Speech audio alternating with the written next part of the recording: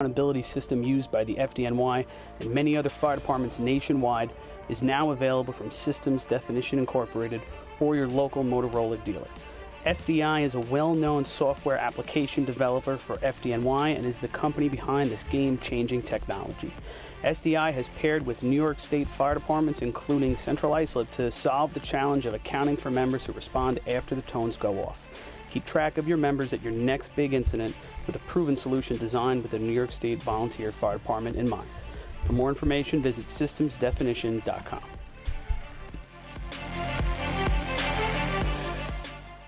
H2M Architects and Engineers is a full-service consulting and design firm with a dedicated team that has over 200 years of combined experience serving the emergency services industry. No one understands the needs of first responders better than fellow service members, and H2M is proud to count several of their own staff among them. Whether it's a rehabilitation project or new construction, each design considers the responder's workflow, enabling safer operations and faster response times when it matters most. H2M is proud of their long history of client service and consistent ability to meet architectural, engineering, and environmental challenges head-on while offering a practical approach with creative results. Remember, quality response deserves quality design. For more information, please visit www.h2m.com.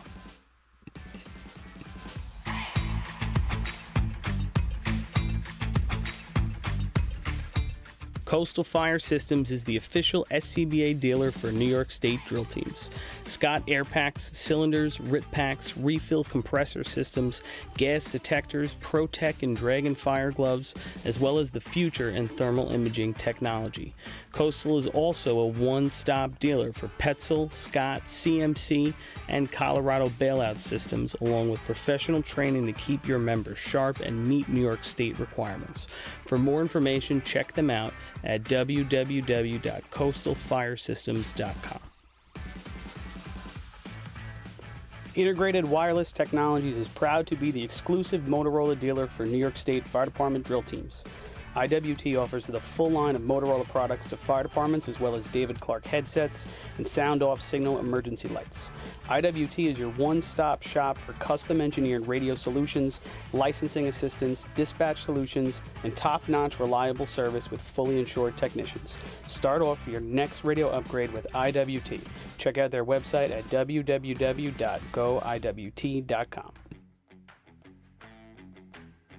Fire Rescue Systems has been in the fire industry for over 20 years and is proud to show their support for New York State Fire Department drill teams.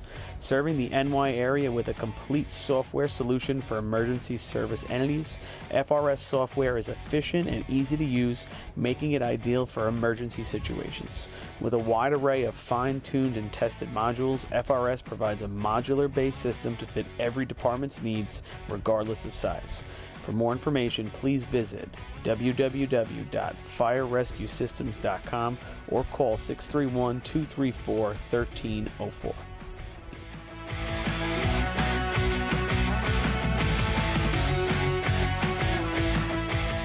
Since 1886, New York State Fire Department drill team competition has helped generations of volunteer firefighters develop teamwork, pride, and efficiency, and our sport is ready now to grow stronger than ever. Fans, we need your help to get the word out and continue to grow our audience.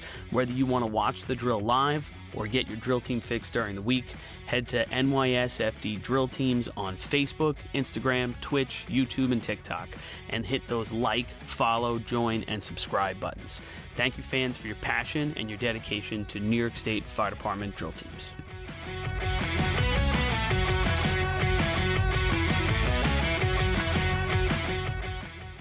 Adept Technology Consulting is proud to be joining the drill team family as the exclusive IT professionals for New York State Fire Department drill teams. Adept delivers computer and technology support to fire departments, EMS agencies, businesses, villages, and libraries throughout the tri-state area. In addition to computer support and knowledge, Adept also provides IP telephone and camera solutions, as well as a variety of technology assistance packages, all with 24-hour support. No IT problem is too little or too large for Adept. For more information or to speak to an IT professional, call 631-676-1756 or head to adept-techconsulting.com. The Bill Fox Company has been in business for over 65 years, specializing in custom championship rings, watches, badges, pins, and awards. The Bill Fox Company has crafted championship rings for past state champions, including the Westerners, Flying Dutchmen, Hobos, Wolves, and Yellow Hornets, as well as the Firefighter Combat Challenge competition.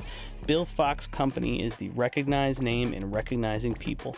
Check them out on Facebook, Twitter, and on the web at www.billfoxco.com.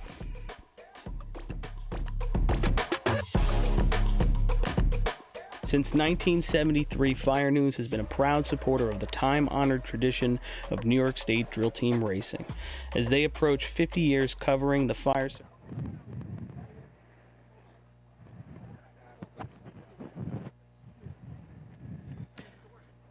All right, welcome everybody. Hello, my name is Chris Murphy. Sometimes you guys don't usually see me on camera or on air at all, actually. Usually it's these good-looking gentlemen behind me here, but we're actually going to launch today. We're going to start with a conversation with a good friend of the fire service. We're here with Billy Thies from the Terryville Fire Department. Billy, welcome, first of all.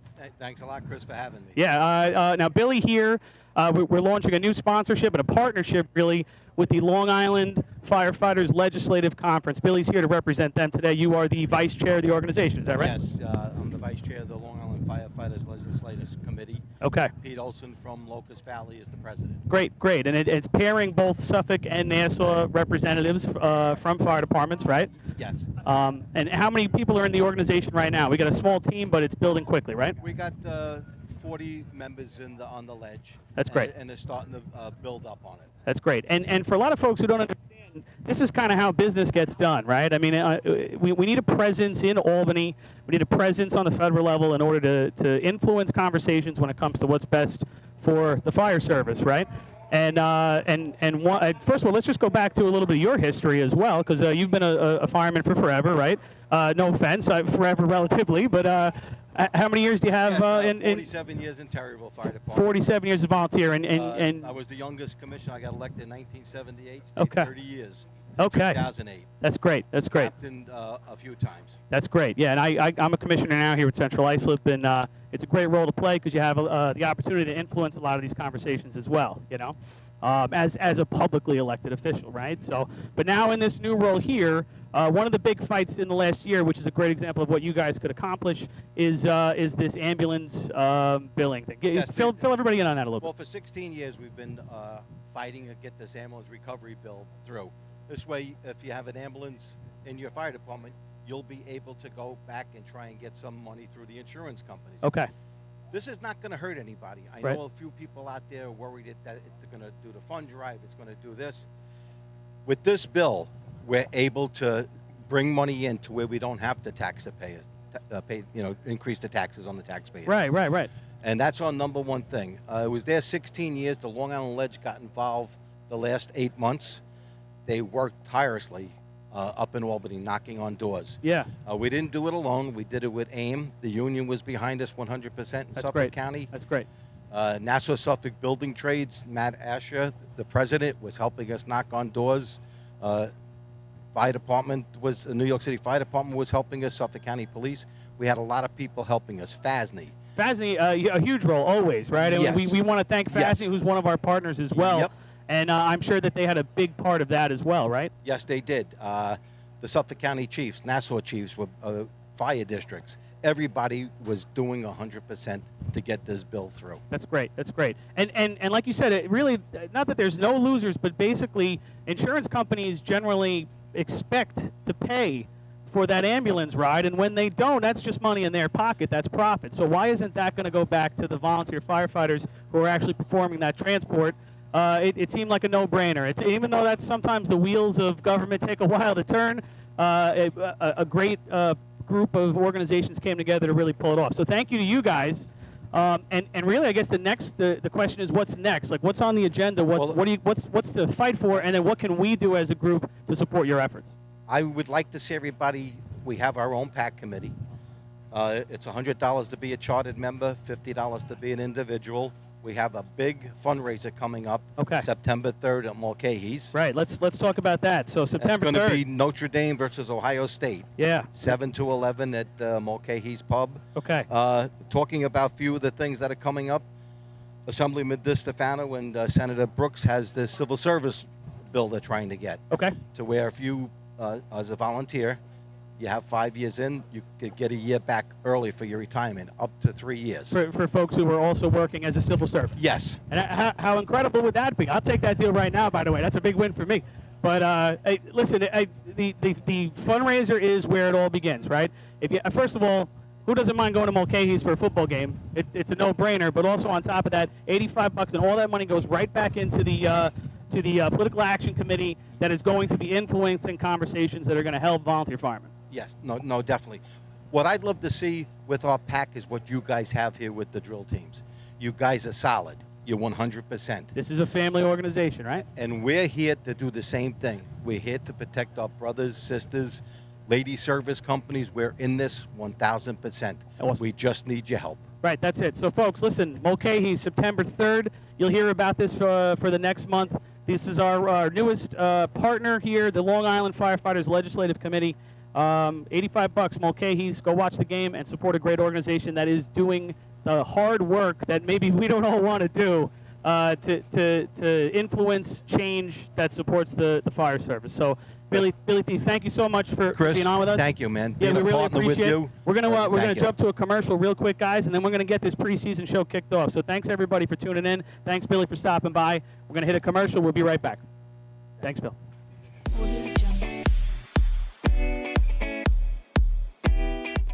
Since 1886, New York State Fire Department Drill Team Competition has helped generations of volunteer firefighters develop teamwork, pride, and efficiency, and our sport is ready now to grow stronger than ever.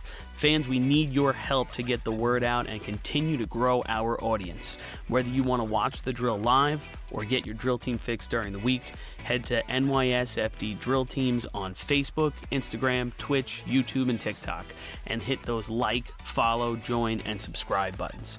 Thank you, fans, for your passion and your dedication to New York State Fire Department drill teams. Fire Rescue Systems has been in the fire industry for over 20 years and is proud to show their support for New York State Fire Department drill teams. Serving the NY area with a complete software solution for emergency service entities, FRS software is efficient and easy to use, making it ideal for emergency situations. With a wide array of fine-tuned and tested modules, FRS provides a modular-based system to fit every department's needs, regardless of size. For more information, please visit www.firerescuesystems.com or call 631-234-1304. Integrated Wireless Technologies is proud to be the exclusive Motorola dealer for New York State Fire Department drill teams.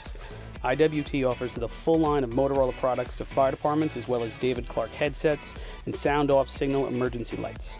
IWT is your one-stop shop for custom-engineered radio solutions, licensing assistance, dispatch solutions, and top-notch reliable service with fully insured technicians. Start off your next radio upgrade with IWT. Check out their website at www.goiwt.com.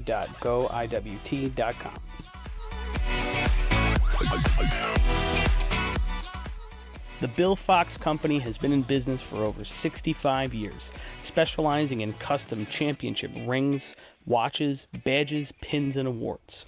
The Bill Fox Company has crafted championship rings for past state champions, including the Westerners, Flying Dutchmen, Hobos, Wolves, and Yellow Hornets, as well as the Firefighter Combat Challenge competition. Bill Fox Company is the recognized name in recognizing people. Check them out on Facebook, Twitter, and on the web at www.billfoxco.com.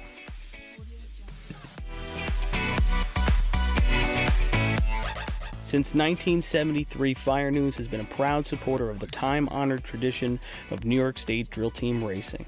As they approach 50 years covering the fire service throughout New York and beyond, Fire News is honored to continue as the official publication and online coverage of the New York State drill teams. Look for ongoing coverage in Fire News on firenews.com and on Facebook.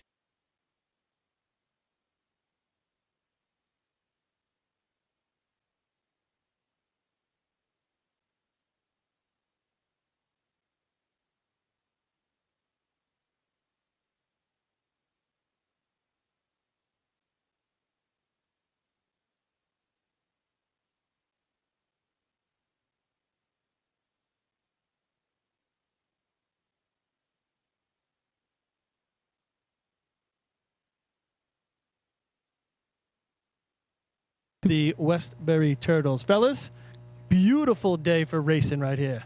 How about it, Twan? We're in Central Islip last weekend in July, as we always are. It's showtime. It's showtime. And Paul, you hit it, man. It's beautiful out. It's a perfect day for racing. It is the mid-season classic. It's the measuring stick. Think about all the years coming here at Central Islip, right, guys? This is the tournament that we all, when we were in our heyday, we compared this day to really project what you could see happening at the state drill. And this is where you show your progress if you started in April or May and or through June, and we're only a few weeks out from the state drill. Rob, you got to be feeling it too. This was always my favorite drill of the year. Used to get the best teams, the most teams, and it was kind of like the prelim. It's, you know, you run in here, and shortly thereafter the state drill. Got to be ready. You know, walking around the camps this morning. You know, before I came up to the top of the arch here, I just walked around a little bit. I had to go check out some of the camps, and you just feel it. You know, you see North Lindy down there in the usual spot. You got the Rascals down there with the Yellow Hornet speed truck, and I started getting that feeling, those goosebumps, like just taking it all in. I almost want to put the uniform on. I want to play. You know what I mean? Like you get that feeling when you come here to the CI drill, and you know, and those days are long past, and it's about the new and up and coming guys. Yeah, I agree. You know? I was on the way over, and you guys were putting in the group that, or Adam Kalin came up with the fact that in 2000, 8 different teams won 8 different contests. Yeah. And that was a year that us, the Redskins, we won that drill, tied with Roslyn. And right away, I looked over at Abby. I'm like, you know, in the passenger seat, I'm like, Abby, bring up that drill. You know, let's look at those times and stuff like that. So if we you kick get off, that feeling. if we kick off with this date in racing history, that was 22 years ago today, where we had that 2000 CI invite, and that, according to Adam Kalin, I was texting with him a little bit. That's the last drill that we've ever seen in racing where you had 8 different event winners at a major. Right, think about that. That's the last one. Wow. Well, according to what we can find, that's a lot to look through, you know, and research. But you know, you had 8 different event winners, and really what I think kicked off, you know, a real great era of racing. But that's what CI does, man. That was a great drill that day. It kicked off that 2000s decade, and I'll always remember Harry Penny and Bob Larson taking a picture together with all the trophies. Oh man! In front of the 2 That's beat trucks that classic. day. It really was, and I think somebody put that up there when Bob passed. And great memories that day. I mean, we actually won buckets. We ran a 20.99. Yeah. To get 5 points to put us in first place for the day. They scored in buckets as well, but it was tight to the end. I forget the other teams that were in it, but it was tight to the end. That's what you want to hear at the end, though. A 2-0 in buckets. How many points win that drill? Don't even remember. Could be 19. I think it was in the teens. Yeah. For some reason, I remember in the. Yeah, teens. you get 8 different event winners. It's going to be tough to pierce that 20 number. Right. Much different than what we're seeing in racing today, right? Today we see a lot of points coagulated amongst just maybe 5 or 6 teams, and it's really hard if you miss a contest completely to stay in the mix. Top 5 that day. Bayshore wins, tied with Roslyn, 13.5. Oh, there you go. Third place, Manhasset Lakeville, 12.5. St. James, 12. North Lindy, 11. There's your top 5 in a 2000 That's tight, right? CI Invitational. 13.5, 20. Go back to that state drill. How long ago did you get a state drill that was one of the number that low? That was 74 with the Teddy Boys winning it. And then, you know, you go to the tie from 2015 with West Sayville and CI. I think it was 16, 15 points, whatever it was. You know, you have drills like that, and that's why, you know, you get the CI invite where, you know, like you said, you have a lot of teams here. You have the top dogs here. And when you have everyone at the same place at the same time, you even get those monkey wrench teams who are going to steal a point here and there and reduce the overall total, potentially, of the team that wins. You've got a few teams that are just running 3-man ladder today. I believe Spencerport is going to go that route. Yeah. Oyster Bay is going to go that route. Are they running just 3-man? That's my understanding. Well, you see, you know, Spencerport, I think they put up a time this year which would be competitive in any of these drills. I don't know where the camera is. I don't know where it is. That's a long ride for Spencerport to come run 3-man ladder, but I believe they ran a 6.5 early in the year. Yeah, so a 6.5, I mean, you know, that would be right in the mix. Yeah, so I'll give you the Spencerport numbers. So it's 654 at the Seabreeze invite, 671, 663. That's kind of what they've been doing with the, you know, the Red Onions with Josh Marshall, formerly of the Old Henrys. They're out here today to play, and, you know, 3-man ladder's a contest. We have not seen a 6.2 yet this season. 6:32 is the fastest time of the year. The Hobos have done that.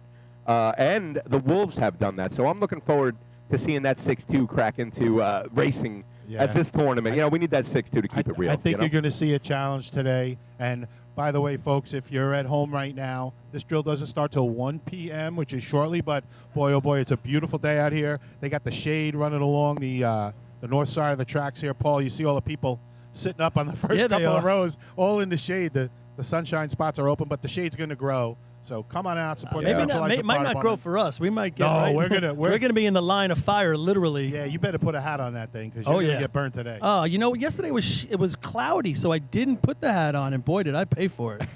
Let me tell you. Listen, you mentioned the Oyster Bay Teddy's boys. I actually, I sent out some text messages to some of the, the ladder climbers. I got my group text going, and Steve O'Neill, the climber from the Teddy's boys, actually said he pulled his hamstring Thursday night at practice, missing 2 kids, so they're not even running today. You said Yeah, they I might be didn't running think they 3 were. man. No 3-man either? Okay. No, That was the no. original. You guys plan, were I just thought. talking about Spencerport, and Josh just ran down here under the arch, and it is awfully weird to see Josh in Red Onion Red. Wow. Right? Well, yeah, but I'll take it, man. It's better than him just being Henrietta Firefighter. You knew he would know never what I wear mean? green, though, right? Yeah, You right. knew that. Yeah, I tell you what, he check one, looks racing ready, and I tell you that he looks really good. Well, I understand he was staying with Chris Edsel last night, so hopefully they didn't have too much fun. They probably went to And Carrabba's. he's ready to go. Yeah, right? Carrabba's, great deal. The Edsel family. Hope you didn't have all that pasta over Carrabba's at 15% off. Nice. So last year at this time, right, guys, it was the North Lindy and the Islip Wolves show. This year, we're starting to, it's CI Hempstead State Drill, ladies and gentlemen. Oh, sure. That's where Oh, we man, are oh, man, right oh, now. man. What's Doug, the matter? Doug Howe just fell over the guardrail bad. Hit his head. He's bleeding. Sorry. He's being attended to. Man, he just missed it going over the guardrail. All right, so what were you saying, Twan? Sorry. I know. He looks all right. We got injuries before the event's going on here. My goodness. We saw Westbury's B-Ladder a couple weeks ago, right? No, I was just saying. Last year at this time, it was the Wolf Piston Knocker show most of the year. What do we got this year? If you're looking at the team summaries for this year, Central Islip Hobos have put themselves back in that mix of State Drill champion contender. They won the Lindenhurst invite. They won the Selden invite. They won the county. And in the event, at the contest they didn't win, the tournaments they didn't win, second place at Merrick, second place at the Hunter. So for CI this season, it's been first or second in terms of their finish at the end of the day. Twan, I think they've gone not just a contender. I think you've got to talk about them going in right now as the favorite on a county point end. They've got a 25 to 30 point lead.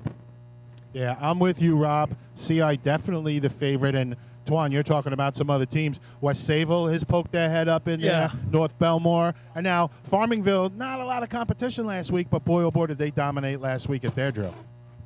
Yeah, I mean, and looking at the times, North Lindenhurst, right? They've been third, first, fourth, second, top 5 every tournament they've gone to. A win at Merrick, a win at Hunter. The one thing that I would say maybe hasn't really been there quite yet is their overall numbers, in B ladder. I'm looking at their B ladder numbers. 529, good shot. That's their fastest of the year.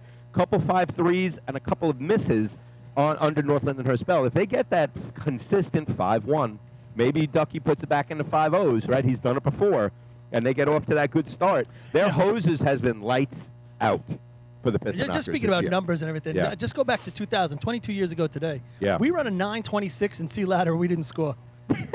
22 years ago at that drill. That's why we only ended up with 13 and a half. So again, times have changed. We get that. I think North Lindy today will be happy with a 5.2 or 5.3 in B ladder. Yeah. As long as they're scoring everywhere else, they're where they're supposed to.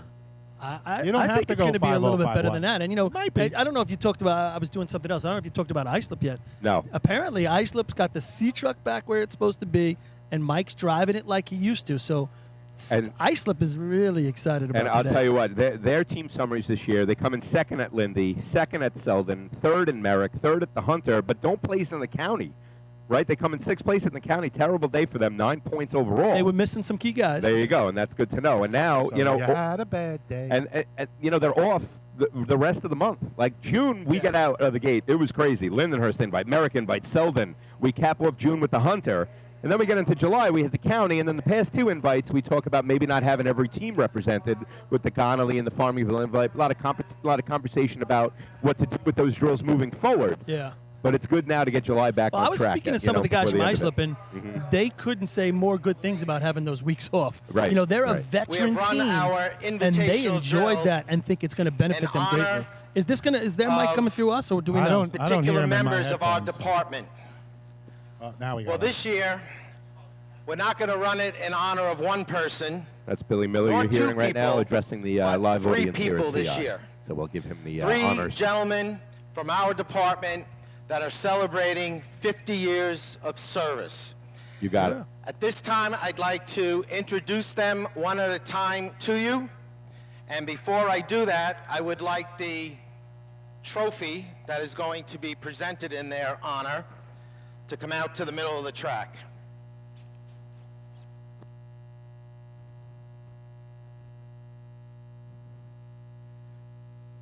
This has been a thing that we've seen at the CI Invite over the past many years. You know, they dedicate a new leg Our trophy. first member this afternoon is Henry Frank. He is a longtime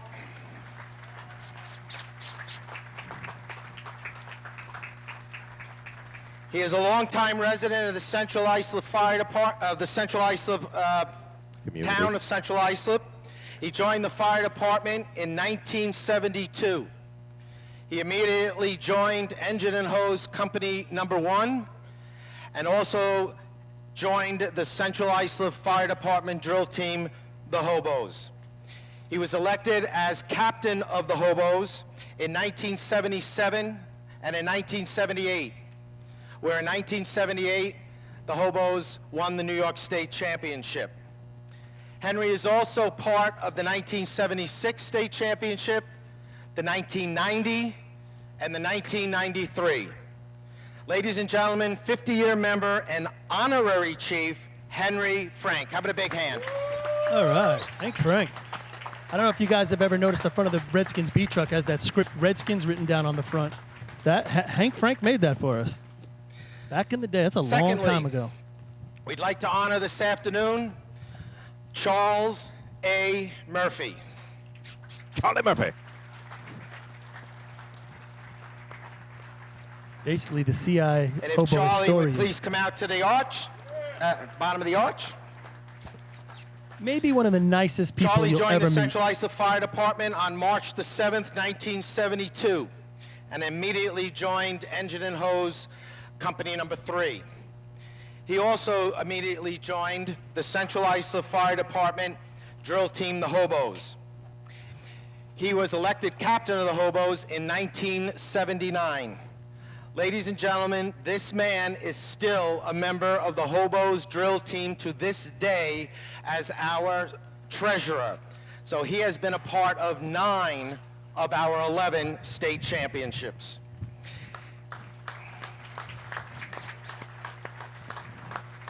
He served as the captain of Engine and Hose Company Number 3 from 1978 to 1979. He was elected to the position of third assistant chief and second assistant chief to 1988, when he had to resign from that position to take over as the district manager here in Central Islip. Charlie is still a very active and vital member of our department. He serves on numerous committees within the department and outside of the department. Most notably, he is a board member of the Firefighter Cancer Support Network, and he is also a board member of the Central Islip Historical Society.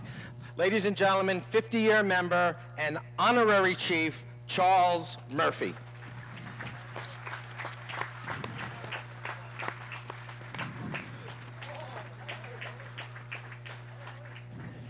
And finally, if I could ask Chief Donald Miller to come forward.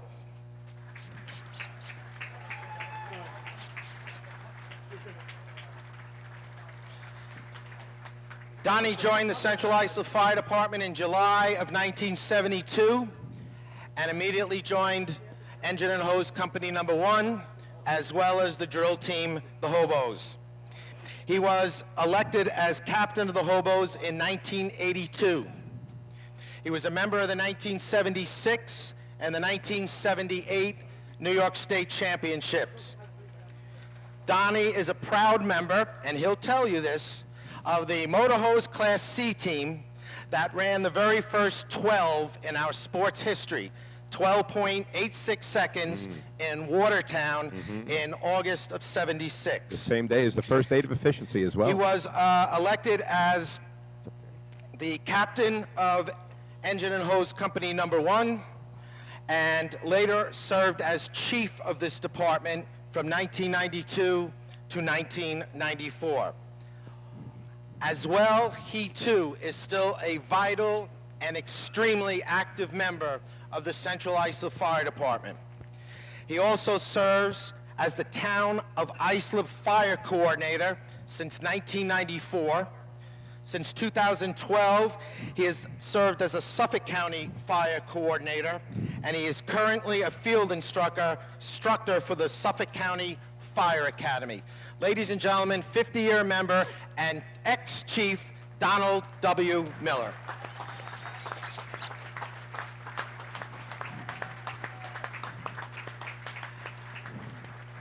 The trophy that you see standing in front of them was donated by 2 of our organizations and 2 of our companies within the department. And at this time, I would like to introduce a representative from each one of them to join these 3 gentlemen. First of all, the Central Islip Fire Department Junior Hobos are part of this trophy. So I'd like to call out to the track co-captains Ryan Miller and Scott Arnett.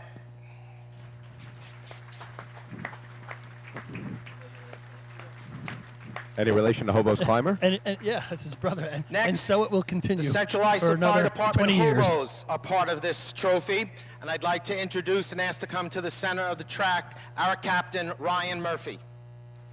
Are we going to go back to us? All right, so this is a nice job for the 3 guys from Central Islip: Hank Frank, Charlie Murphy, and Donnie Miller. Yeah. 3 well-known racing hobos through all the years, and got a whole load of state championship rings on their fingers.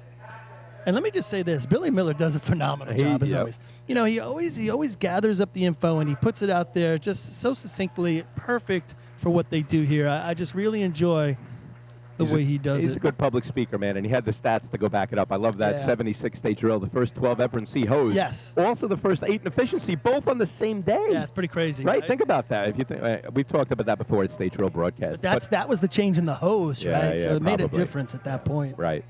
So what is the leg for? Is it overall points? Do we have any information Honestly, about the I trophy? didn't hear that part. Yeah, but they I'm would. sure we'll see it come out there. They'll probably present it again as the team that wins.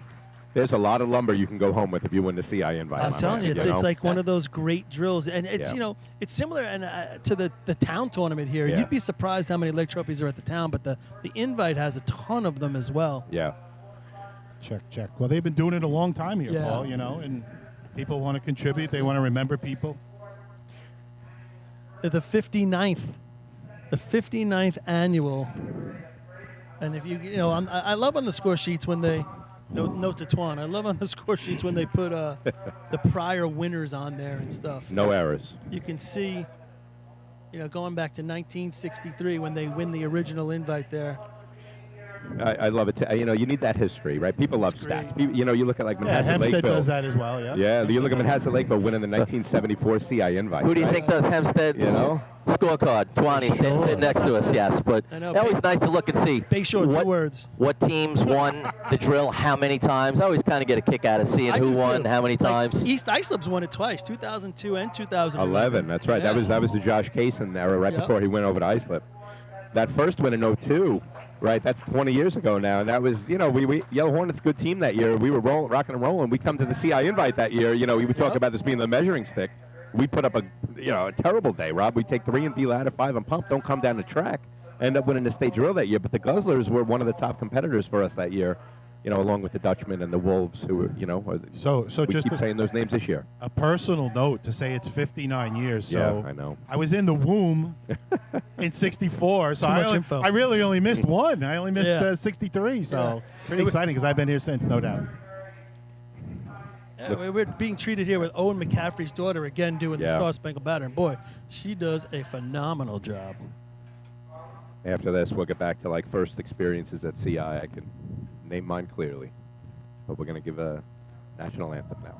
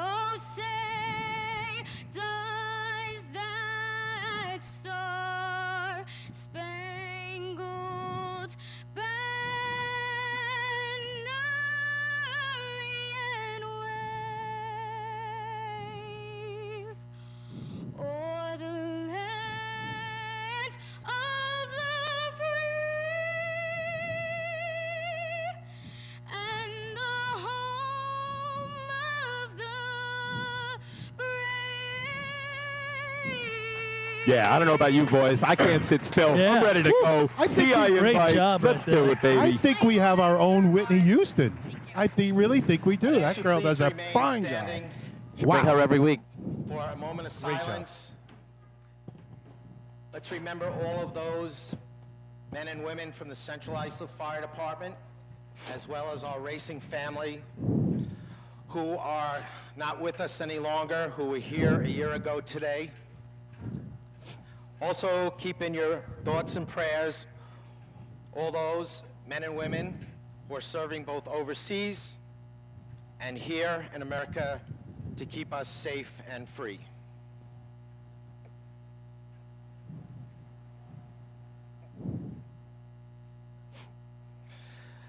Thank you very much. Thanks for your attention. Let's go, Have baby. a great afternoon. I'm now going to turn the mic over to our announcer, Chris, who will bring us the rest of the way. Chris? Thank you, Bill. And Bill, I just want to thank you. You do a great job every year with everything you do around this tournament. And Pre-game all the festivities team, are and you do a over. great The job. teams Thank are you, lining Billy. up. The track is full. Everyone's hot. We have a beautiful day out in CI. CI, Hempstead State. Let's get it going right Yeah. now. CI is going to kick it off running first. It's race Absolutely time in loving it. Central Islip. Billy Miller taking a little away from Chris Perry, but Chris Perry respecting him for it. CI, again, being a long-time host and always putting on a great show. You know- The track still needs to be cleared, guys. We got a couple of minutes. Anything else you wanted to add? We were talking about the team outlooks, right? Let's turn it over. So, look, you got your hobos, your knockers, your wolves, your Dutchmen, right? I would put them in, top three: hobos, knockers, wolves, fighting for second and third. Dutchmen, maybe fourth. I think you might agree with me there, Rob. I right? think the first three teams you named are Okay. definitely the top three, and everybody else is striving to get to those three. Farmingville Bandits. making progress. Yeah. They're making progress. Right. Farmingville Bandits, the only team on the track today and in the state that has raced in every single tournament this year. Lindy, Merrick, Selden, Hunter County, Connolly, Farmingville Invite. They've raced in all of them. And Talk to me, about that, Paul. Go that ahead. counts. That Yeah. counts. I agree. And in order for you to be competitive, you got to get out and race. You got to be in situations where when it's on the line and you got to put up a run or whatever the situation is. If you're not getting out there and racing, Yeah. that makes a difference in your overall end of the day totals. I And fully Paul- believe it. Paul, I agree. And they did it with one of their key players, coming back from an injury and filling in people and some other issues. Every team's got issues, don't get me Yeah. wrong, but one of their key guys. So they still got on the track and ran every week. I like it, too. Curious to see what Nassau County brings to the table today. If we're looking at Nassau's production this year, only the North Belmore Rinky Dinks and West Hempstead Westerners have placed top 5 in a co-combined county drill. North Belmore coming in 5th at the Hunter. West Hempstead coming 4th in Merrick and also tied for 5th at the Hunter. So between those two teams in Nassau, I'm curious to see if they take that next step today to really start showing everybody that they're here to play. And Twan, I think they both have the capability. They can both put up the numbers necessary to get them there. It's a good thing to see them here today. They need to be at these drills racing against Suffolk County. Twan and I raced with Hempstead years and years ago. We did a lot of racing in Nassau, and as a team, we kind of said, we need to compete against Suffolk County more if we want to be competitive. And it was a couple years in a row, Twan, where we went to every single drill, kind of a la Farmingville. Yep. And it really helped us bring us together, and the results showed. It took a couple years, but the results definitely came. Yeah, I can remember going to 13, 14 drills in a year. And this was leading up to the time when we were really building a team and trying to get better. And that's what we did. If there was a drill, we were going. And, as you get an older team and you see teams take some days off nowadays when they have a veteran squad, that's going to track happen. is ready, the You've already lights are put the set. time in, but First 100%, contest if you're will be building a three-man team, and ladder. Farmerville's still building New a York team. State record is You're gonna be 6.00, there. currently held by West Sayville. If you want to catch 6.05. the other teams, you got to be racing. Also held You by gotta West be out Sayville. here. You gotta be ready to All time go. in this And you event gotta race against is the best. 10 That's it. seconds. You want to go, Up it's to a the measuring lights stick. will be And that number measuring one. stick this And your year is going to be host for the 59th against what is annual Central Pacific Islip doing, West NASCAR Sable doing, Invitational, Islip doing, North Lindenhurst. That's your measuring stick. Hobos! And here we go. We're going to kick things off with the CI Hobos. When they host, they run number 1. Yeah, this is a drill. This is a drill that has over 20 teams pre-entered. So the way the rule is this year, the teams that are in the top of their area points go to the back. There you go. So Central Islip has the opportunity to run first, and they've taken it. The Hobos own the fastest time of the year with a 6:32. That is tied with the Islip Wolves for the time of the year. Eric Miller running third man. Fun fact about Eric Miller, he actually doesn't read books. Did you guys know that? No. He just stares at them until he gets the information he needs. Eric Miller, third man for the Hobos. Mad Put it in the skills. 6-2s today, He's got baby. Let's mad go. skills. All right, looks like we are ready to start our drill with our host. And they waste no time. Good start. Out of the gate, we got all three climbers on. Eric Miller, great climb. He's at Richie Arnett's toes. Real good finish there. Twan, you might get your wish. Yeah, I tell you, I think he did. It doesn't hurt to have two other third men climbing in front of you. Time for Central Islip. 6.38. Yeah. I had a lot better, Rob. So did I. Eric, you got to stare at the button pushers a little harder next time, I had my man. 616, 394 in, Rob. What kind of numbers you? I had looking at? 399, and we're not going off the light here. Well, We're going off their and start. I actually probably went the off the issue. light. Number 5, the Riverhead Ironman. No, that's probably the issue. You know, we don't have the ability to see the light. Maybe someone broke it early. Actually, I Maybe his do. knee tripped it early. Yeah, we can see Oh, it. you- If you could see it, Lenny, yeah, I'm just going off I their would start. find it hard to believe that they wouldn't be lined up correctly and trip it early if it's Central Islip Hobos. Here comes the Riverhead Ironman Happens to the best of us, coming off a Molly. top 5 at Farmanville. All right, and they are off. If anything, the third man gets out a little late. He's got to almost come to a dead stop. They're struggling. All three guys get their way to the top. I tell you what, he complete the doesn't contest. climb poorly. He climbs pretty good. If he can get him a little bit of momentum, right? He just came to a complete stop getting in, though, Paul. He's got to get in at least with some momentum. 40. You're right, Rob. It was almost like a dead stop at Up the to the bottom. lights. Number 6, the Patchogue 40 So Thieves. depending on what town you're from, Patchogue 40 Thieves has been a pleasant surprise this year and even last year. Yeah, They're they had a making good progress. week last week at Farmanville as well. They've been out at 6 of the 7 drills this year. 7:08 is their fastest in 3-man. So looking to put it in the 6s, I guess, if you're Yeah, if you're a 40 thief fan. I think you're exactly right there, Twan. Let's just look to see some improvement. Right. You could just tell they're coached well, they're disciplined. All right, they've got the track. And they are off. All three climbers are on second and third man, like bumping each other on the way up. Pushing them up, Rob. A little shoulder battle back and forth there. They did a nice job of climbing through that. Might be their 6. 7.08. 7.08. So that's what they're capable of. That's their shot right there. It's probably you're not looking to Up take to the points there lights. unless there's a whole bunch Number of slips at the 7, state drill with the that type of number. Bayshore Redskins. Bayshore comes to the line. This is alumni day for Bayshore, so there's a lot of Redskins alumni here in the stands. Some listening and watching at home. I also heard they're celebrating their first junior state drill 40 years ago, Yeah. 1982. So might see some of those guys floating around here as well. Yeah, I think we beat the St. James Wildcats in efficiency. See Frankie Sonnenberg For there that running junior second drill? man. Yep. All right, they're off. Third man gets a little bit of a heavy jump. First man left in the hole, but they got a nice spread. Oh, Frankie, did he grab the He second man? touched it. He did. Touched He it. Frankie touched and touched came back down. All he's got to do is touch. That's It's going to it. be a miss Just looked 7. like he Time for almost missed. Bayshore. 7.61. 7.61. Frankie's got to be approaching his 20th year on a track for a couple years, I would think. 15 at least. Michael's got to attack that ladder just a little bit more. He's got Up to to get the it a little lights. quicker than 4.8. Number 9, the East Islip Guzzlers. All right, so East Islip coming out here today. Benny the Jet running third right here. I don't know if he's going to get on the back of those trucks today. We're going to find out when we get to B ladder. He 680. practiced this week, but Sorry. it's still up in the air. Yeah, 686, their fastest time of the year, 699 prior to that. So they put it in the 6s. Can they find 3-4 more tenths? I think they're capable of going a little deeper. Paul, Yeah, I think they've shown improvement throughout the year as well. What's up? Can Len? these two guys get out of his way? Yeah, I think he can. I think they have the chance. We'll see. All right, here we go. They're off. All three climbers. He's got a fair amount of ladder. Gave him a ladder. Yeah. That's going to be a solid 6. Time for East Islip. 6.80. 6.80. All right, so improvement on their best time of the year. Still probably looking for a little bit more. Rob, is it me or are these white shirts a little slow up here today? Up to the lights. Number 10. the South Hempstead All right. Rascals. So 680, their fastest time of the year for the Guzzlers. 663 is Brian Ferretti, Benny the Jets' personal best. Hey, listen, guys, this team right now on the track, this South Hempstead Rascal team, we've been doing a lot of practice, a lot of coaching. Me, Matt Spinelli, JoJo's been down a few times. You got Ryan Marr, Tommy Marr's son running third man, a guy, Will, that we picked up this year. He's a lifeguard. He's in great shape. Dylan running first man. They could put a 6-6 up. They just got to run their shot. All right, let's see what the Rascals have for us. Dylan is in. Ryan Moore, third man. He gets hung up a little bit at the bottom. It looked like he was in a little tight, Twan, with the second man.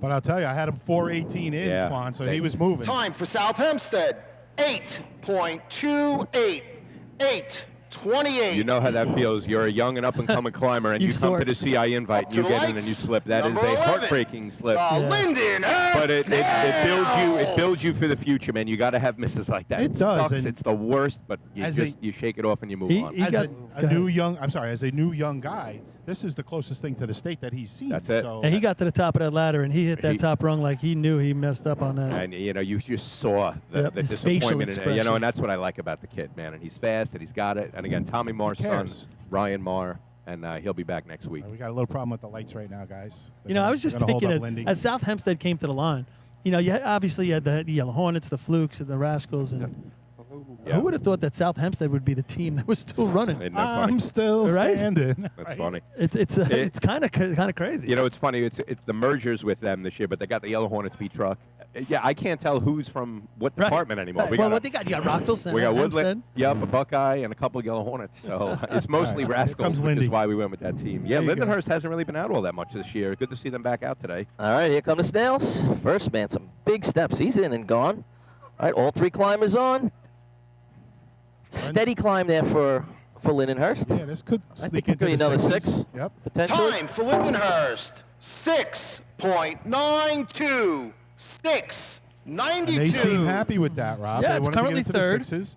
They are missing someone today, right? Up to the lights. Yeah, I texted with Number Brian 12, Kinley this morning the saying Miller Place Extinguishers. he's dealing with a rotator cuff injury and will not be racing today. And he gets an MRI Monday, and that's that could be bad news for the Snails moving forward. Well, let's hope that MRI is not showing anything serious, and we see Ryan back out shortly. Extinguishers on the line. Yeah, 7:03, they're fastest. See if they can put it in the 6s. All right, 3 6s on the middleman. board. Yeah, Yeah. middleman gets out a little early. Kind of left the first man in the dust, but all three climbers got a nice little climb going. Good speed. He gave him a ladder, Rob. This could be Yeah. a 6. This might be their first 6. Time for Miller Place, 6.95, All right. 6.95. Now think about what that was if you I didn't have know. that jump by the second man. Now that second man's brand new there, so that's a new 3-man team for Miller Place. He's covered from Farmanville. That's an easy Up to 2/10 the lights.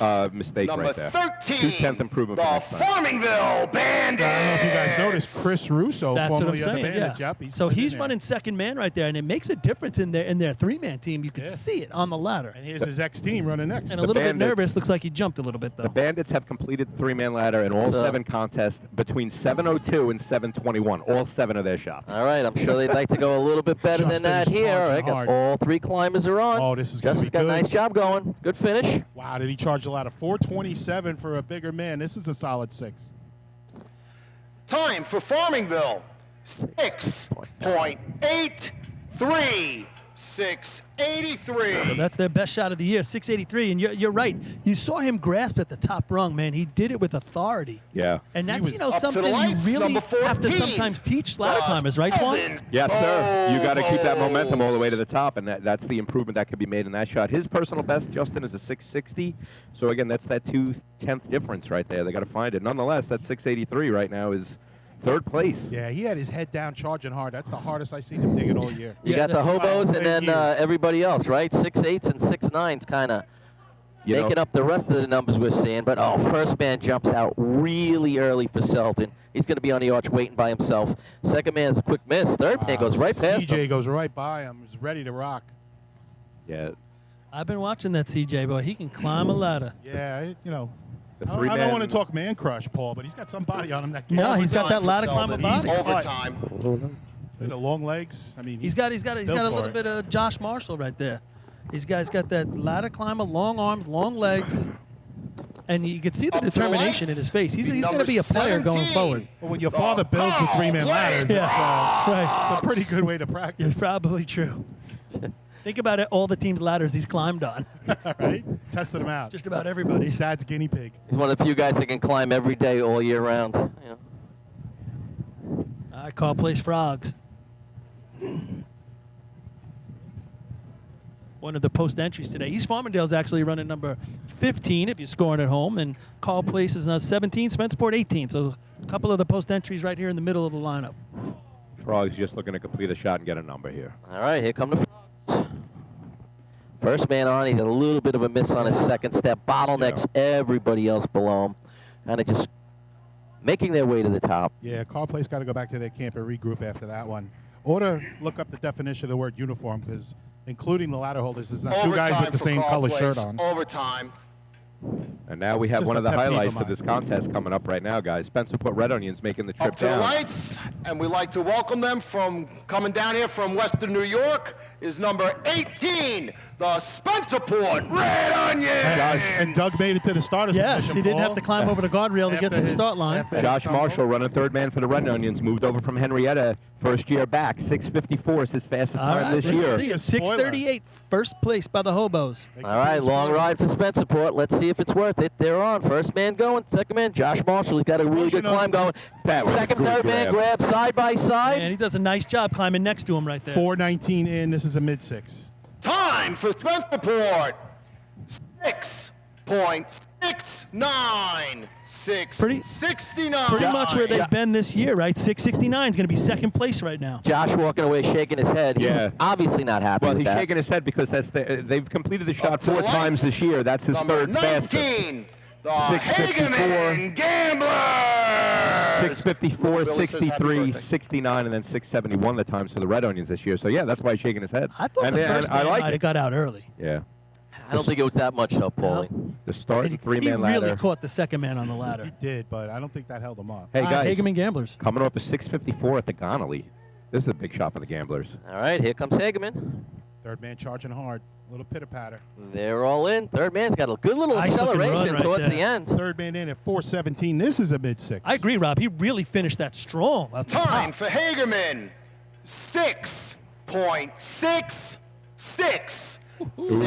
Running with the Devils. Give me another 100. Yeoman. Time. Give me- Running with the Devils. Paulie, that's one of the few third men outside Eric Miller we've seen today that's actually gotten faster. You've Second actually half of the seen them accelerate as the shot went. Agreed. Nice Up to looking the shot. lights. Second place. Number 20, the North Lindenhurst Piston Man. Knockers. See, I just love Is that this when the Rob's hits birthday keep down coming, there? right? Yeah. You get the Happy shot, birthday, then you Rob. get the next shot, then you get the You look next great for shot. 60. So the Piston Knockers, you know, they come to the line here right now. 6:85, their fastest of the You year. know what? And Just fifth quick, place is 683, I 680, believe. right. No. So 685 would be out. no Kevin Kinley running third today, which is rare. You All got right, Ducky running back to third. third man. A little switch between third man. Might be- Ducky's on. He has a miss on his second step. Kevin Kinley might still be mourning the loss of Denny Hamlin last week in the Pocono race. So maybe he still hasn't gotten over that disqualification. What happened? Well, he was Time for running North second. Lindenhurst, Eddie Hamlin's gone?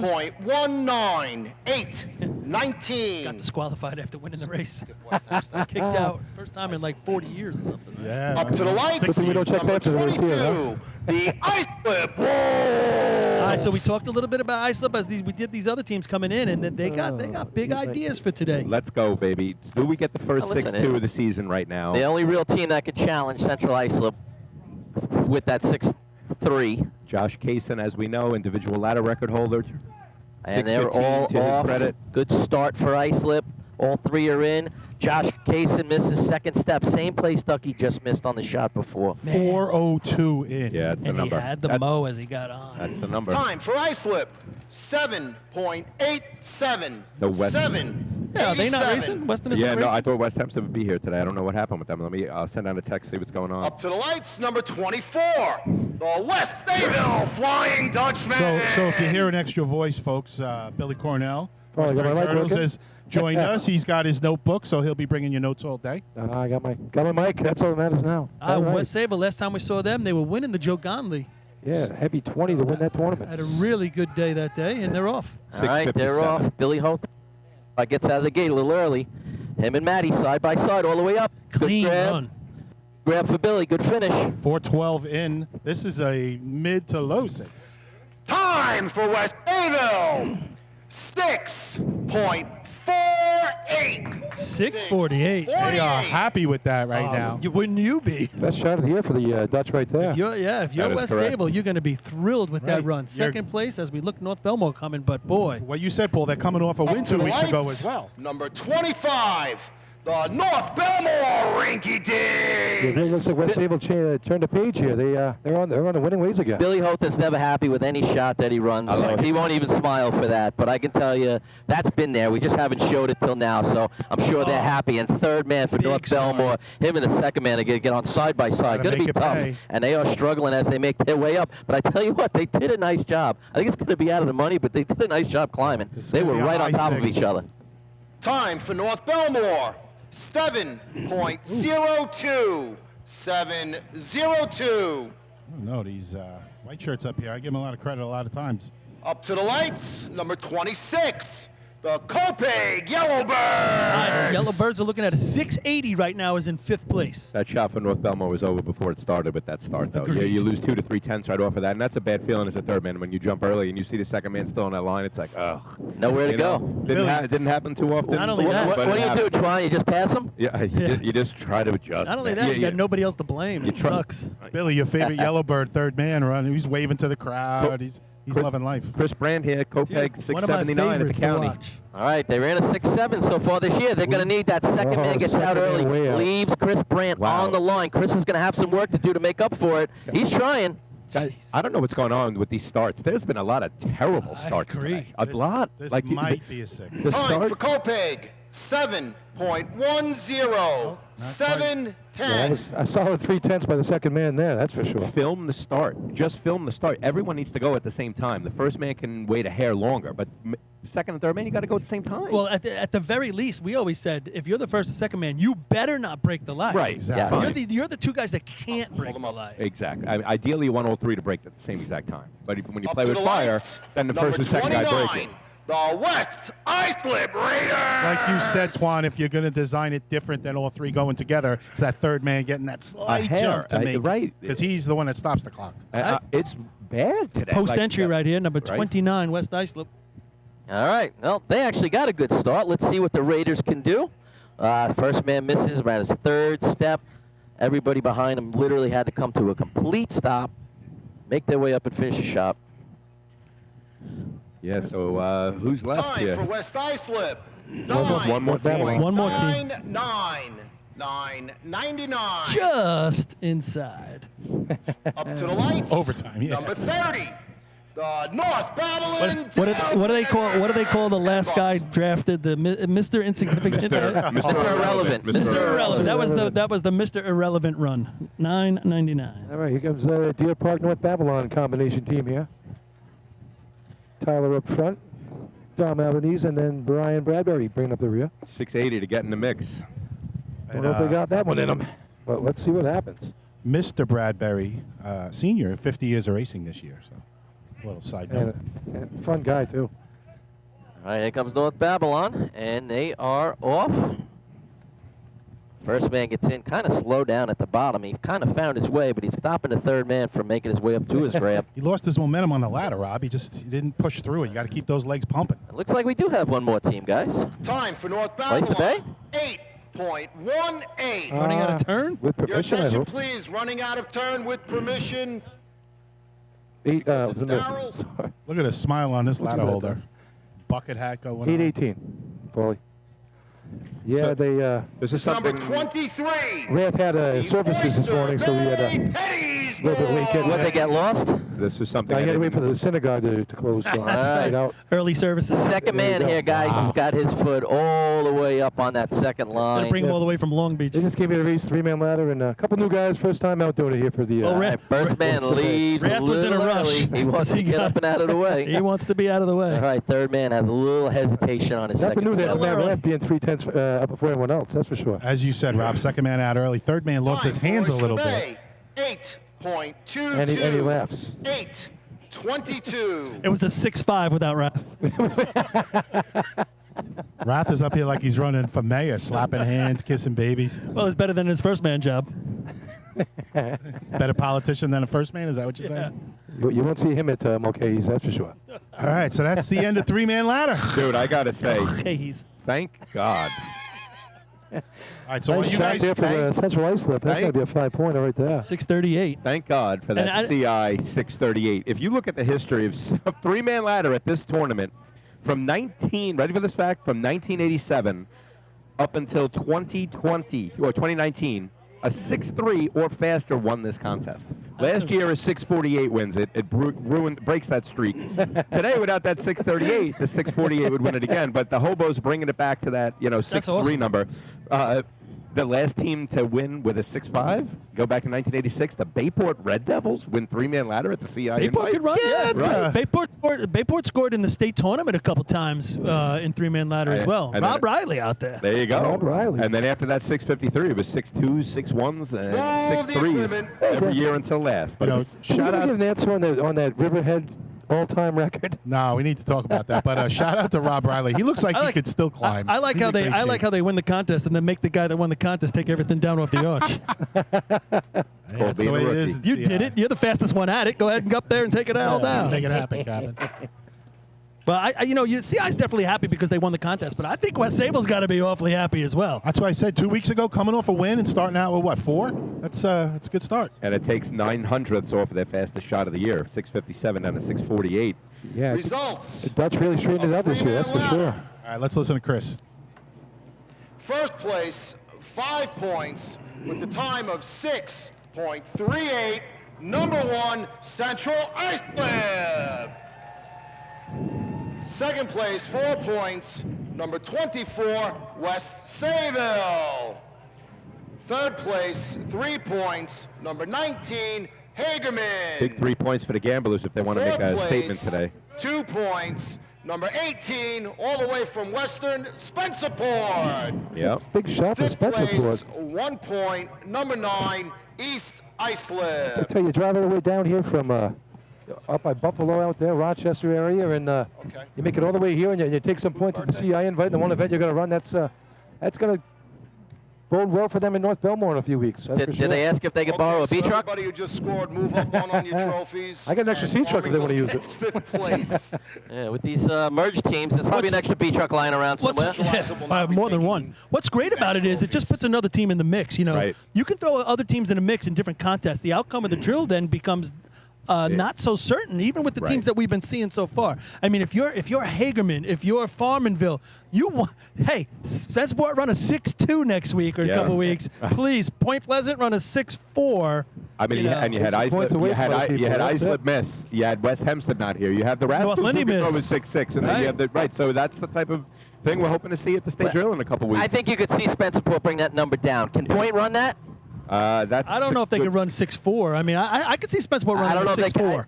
I don't know what they've done so far this year, but I don't recall them. I think that 650 something at Spencerport run. Yeah. That 650 I think is the best one up there. We don't know really what Spencerport is. 727 is their fastest. I don't know if that's a slip or if that's just a slower shot. Point Pleasant. Yeah, for Point. Yeah. So we don't know. I would imagine they could run a high, 6'6", 6'7". I mean, the You would talent's think. there. The Right. talent's there. Right. Of course Hey. it's there. So, they Hey, just guys. gotta put it together. Yo. But, Hi. we're going to throw it down to all our right, production truck right now. We'll be back with some B-Ladder live on top of the arch. We're at the 2022 CI invite. We'll be back right after this.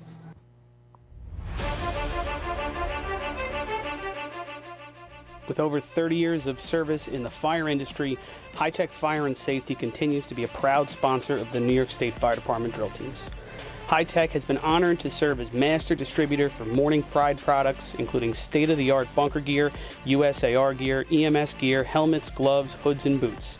In addition to Morning Pride gear by Honeywell, High Tech also provides quality products including Genesis extrication equipment, CMC rescue products, and Mercedes hose, providing your fire department with the highest level of support and service for all of your personal protection equipment needs.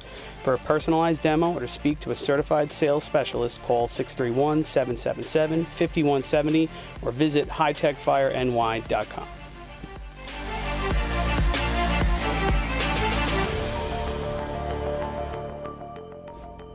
The instantaneous on-scene electronic personnel accountability system used by the FDNY and many other fire departments nationwide is now available from Systems Definition Incorporated or your local Motorola dealer. SDI is a well-known software application developer for FDNY and is the company behind this game-changing technology. SDI has paired with New York State fire departments, including Central Islip, to solve the challenge of accounting for members who respond after the tones go off. Keep track of your members at your next big incident with a proven solution designed with the New York State Volunteer Fire Department in mind. For more information, visit systemsdefinition.com.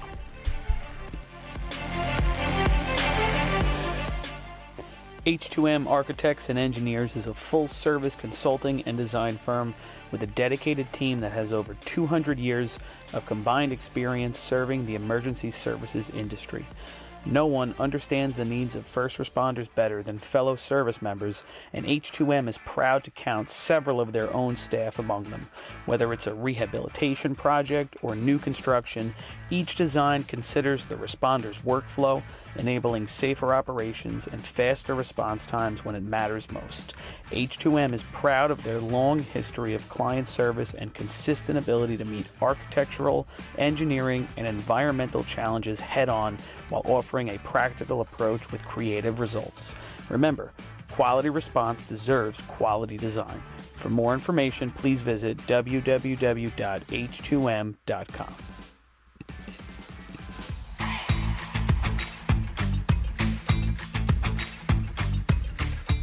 Coastal Fire.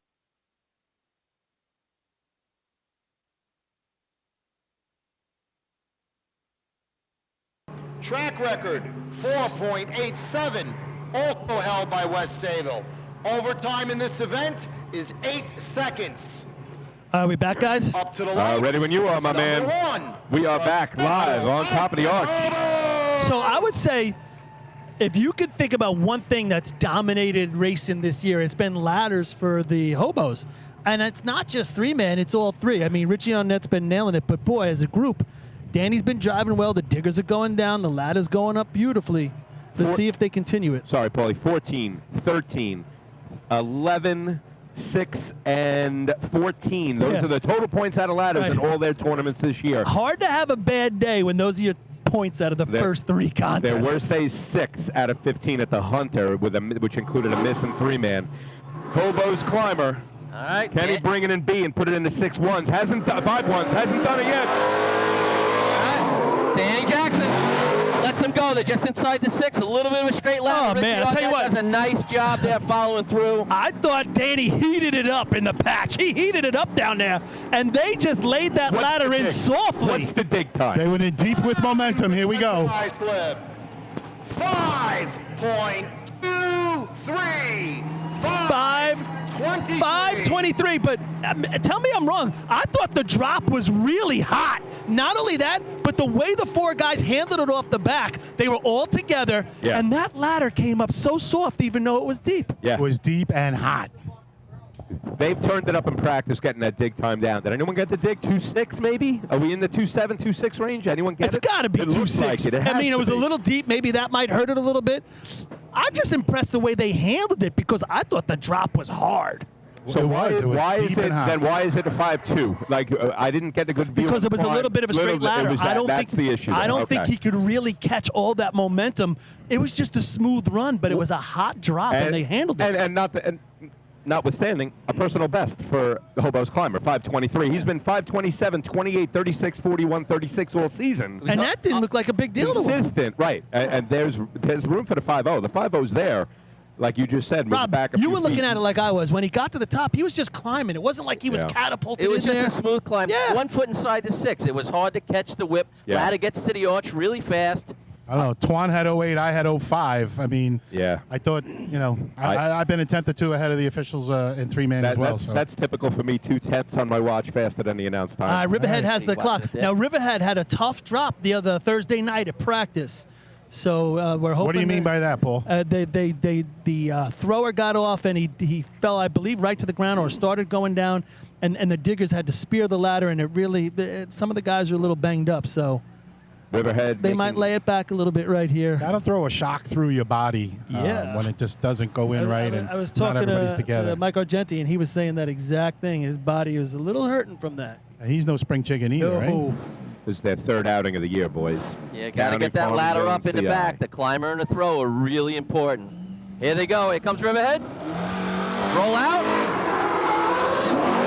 Long break. Diggers take a little bit step. Climber is on and just kind of makes his way. Nice smooth shot. Yep, if you're going to keep the guys healthy after what just happened, that's the way to do it. Kyle's climbed this ladder for a long time. The Riverhead Ironmen, time 6.37. Okay. 6:37. 306 in the ground. I thought he had a nice climb out of that. I though. mean, He pushed through it. Kyle's been climbing a long time, even though sure. Riverhead's been in and out of the business here. to the But lights, you got to number say, 6, I thought he dropped them fairly. 40 If they could take what they just did there as the blueprint and then speed it up a little bit, it'll improve. Now, one of the things that's starting to become, a storyline here, and we've been commenting a little bit on the buttons today. And I don't know if they're slow. We don't want to try to hit on the officials too much, but I had 6:15 there. I had 5:08 on the hobo shot. I'm a consistent 0.2 faster on my watch, which is not hooked up to the timing light, obviously. I don't know if that's something that keep our eye on as the day goes on. As long as they're consistent, it is what it is. Again, consistency is the name of the game, Twan. I'm a little more off than I normally am, but as long as these guys are together, who are we to say? Yeah. And you're normally pretty off. Going light to grab. That's why. Well, right. Well, Rob's saying we're going light. Well, we're timing light. I'm gonna go line. If you go light to grab, you're going to be faster. It just makes sense. Patchogue 40 Thieves. Yeah, the Time Thieves. line to grab. See what you got. Thieves have been out to 6 of the 7 tournaments. It's their 7th appearance this year. They didn't run B-Ladder the first couple tournaments of the season. Finally busted it out at the Gonolly 686, then a 719 at Farmingville again. This is an event in progress for the Thieves. They're more of a hose team right now, looking to now get the ladders under their belt as well. We've seen this B truck. The front tie is not really locking like we're accustomed to. Much better on the tires. Climber is on. They lay the ladder to the arch, nice and smooth. Nice mount. He climbed through the slam. This is a low 6, right? Yeah, Rob? I mean, that's similar to Riverhead right there. I mean, it's just getting it in there, getting it done. 6.15. 6:15. 6:15 right there for the 40 Thieves. I had 597, but it doesn't matter what I have, ladies and gentlemen. But it matters with the timing. But you know what? It would matter to them because if they heard a 5 come out instead of a 6, you know how much of a difference that makes. Paul, you know how many 4.7s I ran in practice? Listen, I'm a 13-time state champion. Yeah, but The first thing at practice. The first rule is never give a stopwatch to a climber. Just don't do it. I always compare it to Especially- McConnell's watch. right. Billy, take his watch. We know you would have never climbed a ladder in your life. No, so. the best one, the best time. The best time is when the climber gets to time his own climb on the video afterwards. Those are some special times. 2-1.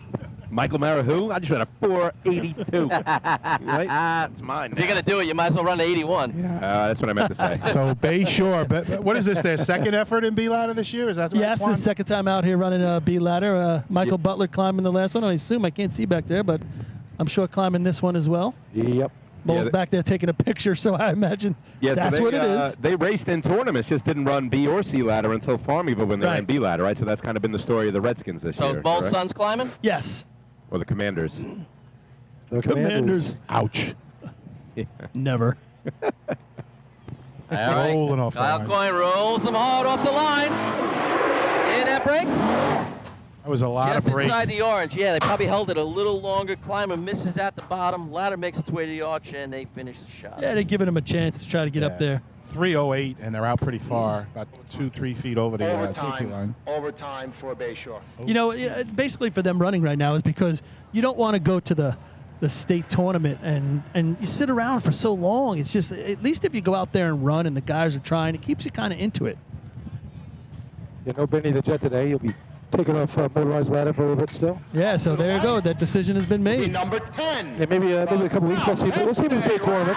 Sure of that. Practice have gone well. They just don't feel like pushing it just yet. I know he's been running in practice, and he ran pretty well, so it's got to be hard to say, okay, we're going to take another day off. But you Very got to low do what you got to 9/high do. 8s for him in practice. So Rascal's on the line right here with the yellow truck. You know, you got the goosebumps going here, seeing that truck from this point of view here. It's quite the sight to see. Good to have that truck back out. But here's what we're looking for with this shot right here. You got Benny Casello. Guy's been racing 5 decades. He's raced. He started in 1989. He's throwing for the Rascals today. Yikes. Well, listen, the reason for that is 2 guys that we got in the merge are out. You know, we got a torn ACL, and Eamon's dealing with I think a knee injury or something. So we're a week away from seeing you on the truck? Yeah, Is that what we're listen, saying? if I was 20 pounds lighter, maybe I'd start throwing. But what we're looking for them simply, guys, is just get to the top. I've been going into practice, working with Ryan Marr. Billy, you know Ryan Mahar. That's Tommy Marr's kid. Yeah, Ryan Marr, yeah, sure. It's just, let's get to the top here. Let's put the ladder on the ground and get to the top. This truck, believe it or not, with Mike from Merrick, it is running. If you want to time between the lines, Rob, like we used to, Right. I got 0.8. All right, here go the Rascals. Holds that brake a little bit. The diggers lunge. The ladder's going to be outside the safety zone. Outside, yeah. They're going to get a no time on that. Yeah, the diggers, they definitely lunge. They got to go down a little quicker than that. I thought he probably dropped them in the right spot. I didn't think there was a ton of speed. I thought they could have went to the ground a little sooner. Yeah, I don't know if I call it a lunge pull or an extra step, but they definitely didn't go down right away. Could have had both of them, if you ask me. Extra And if step they and a go lunge. down right away, the ladder's closer to the center, and they stay within Up to the light, the number yellow. 12. Oh, Ryan got a ladder, okay, that's for sure. Extinguisher. Work in progress right there for Southampton. And Rob, it might have went in straighter if they went Yeah. right down together because they didn't seem to be together. Whatever they did, they weren't together, and that's why it went in crooked. And just touched the right, safety we post. talk about this all the time. If you do it correctly and you go down right off the truck, there is less time for people to get out of sync. Yeah. And then normally the ladder will go in together. Even if it goes in a little crooked, it won't walk on you. And one final thing about that shot, you had Tommy Marr driving for his son. How many father-son combos have we had, driver-climber? Bobby and Mike Mara. I don't know. There's probably more. I think the Harris brothers, right? I mean, you're right. Exactly. Harry and John Penny. There you go. So Phil and PJ Coward. there you go. It's not a rare occurrence as people might suspect. All right, here we go. Miller Place on the line. Chris Russo, he climbed down for the Miller Place. He's climbing for them today, yeah? He did his 30-day So the Russo, hiatus from the last tournament. the Russo family's expanding out to surrounding towns. Here And they just so are. you know, the Snails not running here. We talked about it earlier. Yeah, poor Ryan. Ryan Kinley dealing with shoulder issue. All right, Miller Place. Yeah, looking to put it in the 5. 6:32, their fastest. You're in a brake. Holds that brake. Chris Gonna was be a off staircase. early. He's gonna grab as it is. Whoa, He A goes for over the effort. top and comes down. A for effort right there. Ooh. Chris off before his throw. He's got to get with him a little bit. Should be a Yeah. low 6. Time for Miller Place. How do you feel about that one there, Twan? 6.196. I know we were beating up a little bit on the officials before, but they were all in sync there, which is not easy to do. With what looked like it was going to be an air show, kind of went over the top, grabbed it almost on the way back down. It was kind of, He's you got to know? be happy he's walking out of here with Seen his that once or teeth. twice before in my I'm life. gonna say we've had that 13. grasp and hold discussion how many times? But how about the effort there for a guy who's, again, not a spring chicken? Yeah. Changing teams, running with a new ladder team, and giving it everything he's got. I think- committing the He was way body out there, there. too. I think on that run right there, though, they got to let it go a little bit more down there driving. They got to get in and get out faster. I don't know if they would have had the dig time to compete. Yeah, Down- they need the reps, Paulie. I had him in the ground 3:30. You're right. He's got to let him out. Down with fail the grasp and hold. There's no way a climber wrote that rule. If he- my event, my choice, enough. If he lets him go, And take his watch away, too. Enough. if he lets him Enough. go right there, I think they're going to be in a nice position inside the patch. All right, here's Farmerville after a 35-point performance last week at their own drill. 90th anniversary, 6 decades of Eddie Stewart senior driving. Yeah. Is Justin back climbing? Yep, Justin's back for B-Ladder, and we'll see LBD and Sid. Here we go, Bandits. They're going to be they're short. short. They're not going to make the arch. No, they're a good 1.5 foot short right there. They realize it. They abort the run, and it's going to be a no time for the Bandits. So wait, so LBB's a throw up? I'm confused right now. That was LBB was going to Yes. climb on that one. Oh, so Justin's not climbing. Justin But he's- didn't climb that one. They've been Oh, I thought he flip. was. Oh, no way. No, that was his brother. That was Sal throwing. Oh, dude, they look alike. Yeah. Wow. Very Are much they so. twins? Like their brother. No. No. That was confusing from up here, man. That's Okay. a long story. Okay. Is it that long of a story? I don't know the story. So. Next up, Selden. Yeah. So we get a look at, I guess, is CJ climbing here, or is he throwing? They switch it up every week. Keep you on your toes. I see Chris in the stands, CJ's dad, taking a gander at him right here. Yeah, he's got a lot of pride in his son, as he should. Absolutely. This kid is From coming Jamesport, up. no less. So, talk about being out there on Long Island, if anybody upstate is listening. Jamesport, just about as far as you can go. out there on the North On Fork. the North Fork, yes. So, guys, little history of B-Ladder at the CI drill. Last year, a 528 wins it. 2 years ago, a 537 wins it. And then a 522 wins in 2018. When is, do you think, the last time a 5.2 won this contest prior to 2018? In the 1900s. I'll give you the So, answer good after All this right, shot. here we go. Selden. Gonna be deep. Straight was ladder. warm. Little trouble getting in. They hold the ladder up before it makes it to the arch. That's a straight ladder for Swayze. That was a little warm and deep, still 298 in the ground. They're starting to go for it, though. 7.54.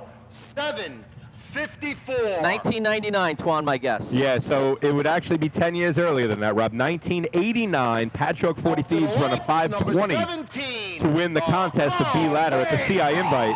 And then every year between 1990 and 2017, you had a 5-1 or better winning the contest. Well, and most of the time it was probably a 4. Yeah. Well, we talked about that a little bit on the pregame, how this is the measuring stick. This is where teams have been running for a few months. They've rounded into shape. They're coming down the stretch to the state. And this is where we start seeing the real solid Well, runs. so far, the only person that's on that measuring stick right now is the CI Hobos at a 5:23, first place. After that, not much, and Carl Place comes to the line. And that 5:23 is the second fastest time we've seen in B ladder at the CI Invite since 2018. So it's been a 4 or 5 year stretch where we haven't been in the 5-1s. We got some teams on the line that could do it. No West Hempstead here today. We just talked about that before. Andrew Brome texted me back to saying scheduling issues. And, that's a team I want to, see out here. Craig, it looks like he's in the best shape he's ever been in, but that's the story for another day. All right, here go the Frogs. Right now the Frogs are on the line. And they're off. They are on the yellow. They're going to come up short. Yeah. So you talk about guys that can run like that. I see Josh Marshall with the Spencerport running Red Onions standing here at the base of the arch, just licking his chops, dancing around. He'd love to be on a beat truck right now. Outside the safety zone, rule 1302. No time. No time. So Carl Place comes up short right there as well. In that situation right there, if you're the Diggers, you probably can eke out another foot and get inside that line, but at this point, or at that point, it's not going to make a difference to your overall time. You're not going to hit the board. It's not going to make a difference, and I don't know how much experience they have, Paul. That they got Junior on the back of the truck. Well, Junior's one digger, yeah. I don't know if the other guys has the experience to go with him and take that extra stride. Big shot here for Hagerman right now. 666, got him 3 points, a 3-man ladder. Yeah, you talk let's about run another 5 here. 5:59 last week at the Hagerman. Yep, you took the words right out of my mouth, Bill. At 5:59, the best time with this new regime of the Hagerman gamblers, right? They come back on the track 2016, right? They start, taking some points here and there. They start scoring in the state drill. Is it me or is that truck pointing at us? Maybe. Right at us. They go third place at the 18 Hagerman Invite. They go third place at the Riverhead in 19. They win the 2020 Lindenhurst Invite. They win the Point Pleasant Invite with 24 points in 2020. Third at the Hunter 2021. So the gamblers, they want to make a statement here today as state champ competitors. Put up a shot right now. Hagerman lets them go hard. They're in the ground. Climbers on. They lay them in nice and Nice smooth. job, Aaron. Really nice job laying him in. Sweet on that. Thought he floated a of the day. Thought he floated a little at the top. 286 in the ground. This is right around a 5.7. 5.57. Nice. 5.57. 5:57, and if you ask me, there's a lot more to get out of that run. I thought the drop could have been a little hotter. I thought they could have went down to the ground a little faster, and I thought he could have attacked the ladder a little bit more at the top. Yeah, I'd like to see him attack that top rung a little bit. Twan, I don't know if you caught that. Yeah. If you were able to see that. I mean, we're only talking a tenth or two, but that could be 2, 3, 4 points. Absolutely. I mean, that 5.5's good, but I think at the state drill, it's got to be a little bit better. It's the fastest shot with this current team. Not a team record. The team record set back in 1990 with a 5:41, but they're knocking on the door of that. I tell you, John Robitasio lays him in beautifully right there. He caught the little bit of the whip, and then Robitasio laid him in real nice. Gets to the top, but I think they can eke out a little bit more in certain aspects of that run. Paul, those that can couple really bring down. Those couple of things you mentioned. Again, the last one going after that top run. Yeah. That's just a little tweak, and that's just effort. The other things involve everybody. The How about last a thing North is just the Lindy climber. statement right now? How about a North Lindy statement? 5:20 their fastest. They Other need than it. that, it's been 5.3s. Let's go. Put it up right now. All right, Scott Rice. He leaves them. They right off the 6. The ladder walks on him. He misses. Oh. And he even holds it in from Ducky going dances outside it the back. yellow. Save it. I'll tell you what, he was climbing sideways for a second. I thought he was going to hang in there. He was in. And then it went. He was on that ladder and gone. Ladder walked on him, guys. Big and time. Overtime. what are they in the for ground? North Lindenhurst. Overtime. I had 275 in the ground.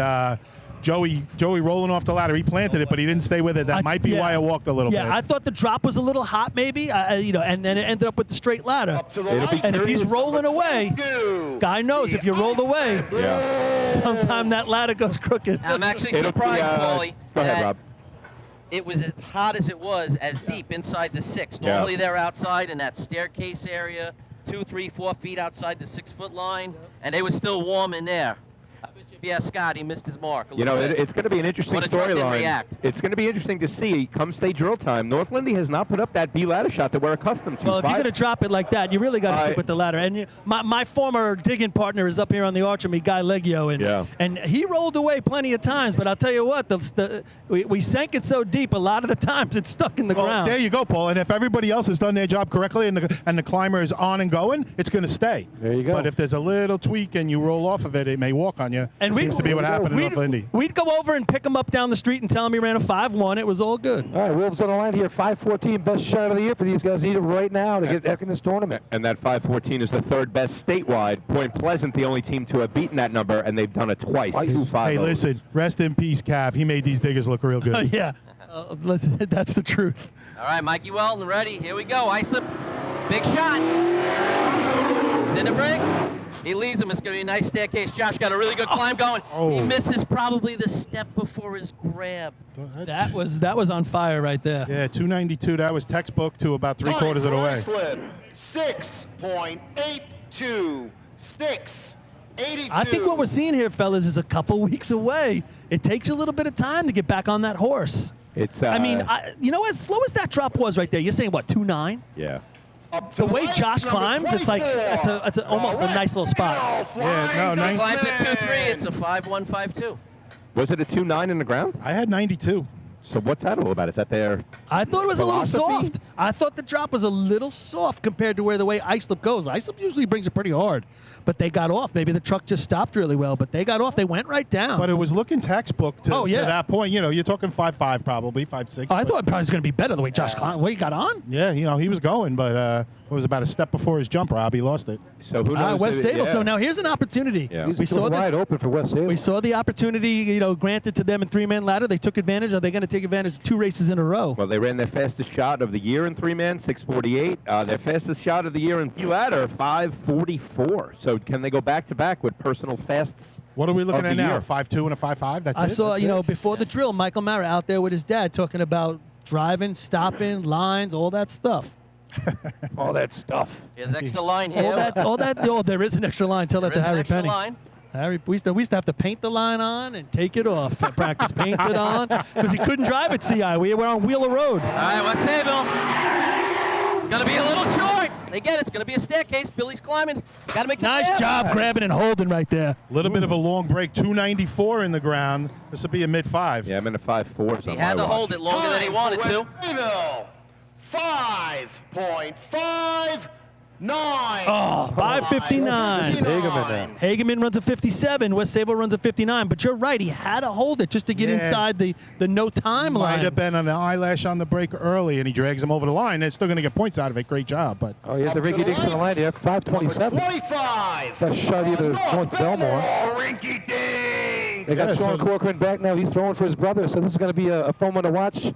A couple weeks off for these guys. Guys, there are only 3 5s in this contest. Well, I'll tell you what, we're going to get one right now. Let's go North I think Belmore. so. The last time they ran on this track, ladies and gentlemen, 5.07. They break into the 5s. That was North Belmore doing that. They could really use a shot like that Yeah. right now. 5:07. They did it at Drew McCaffrey back in September of 2021, the first 5.0 in team history with this team that they have on the track now. We talked about North Belmore this morning, you know, back-to-back county champs, county point champs.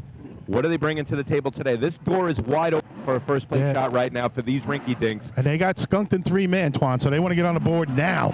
Here come the Rinky Dinks. In that break, lets him go hard. Climb is on. He's got a nice job. They do a nice job run. of laying him I'll in tell you there. what, I'm going to give a lot of credit to the diggers right there. He let him go hard, and they went right to the ground. 284 in the ground. I got 541. Yeah, you're probably right, because I got 27. 5.37. There you go.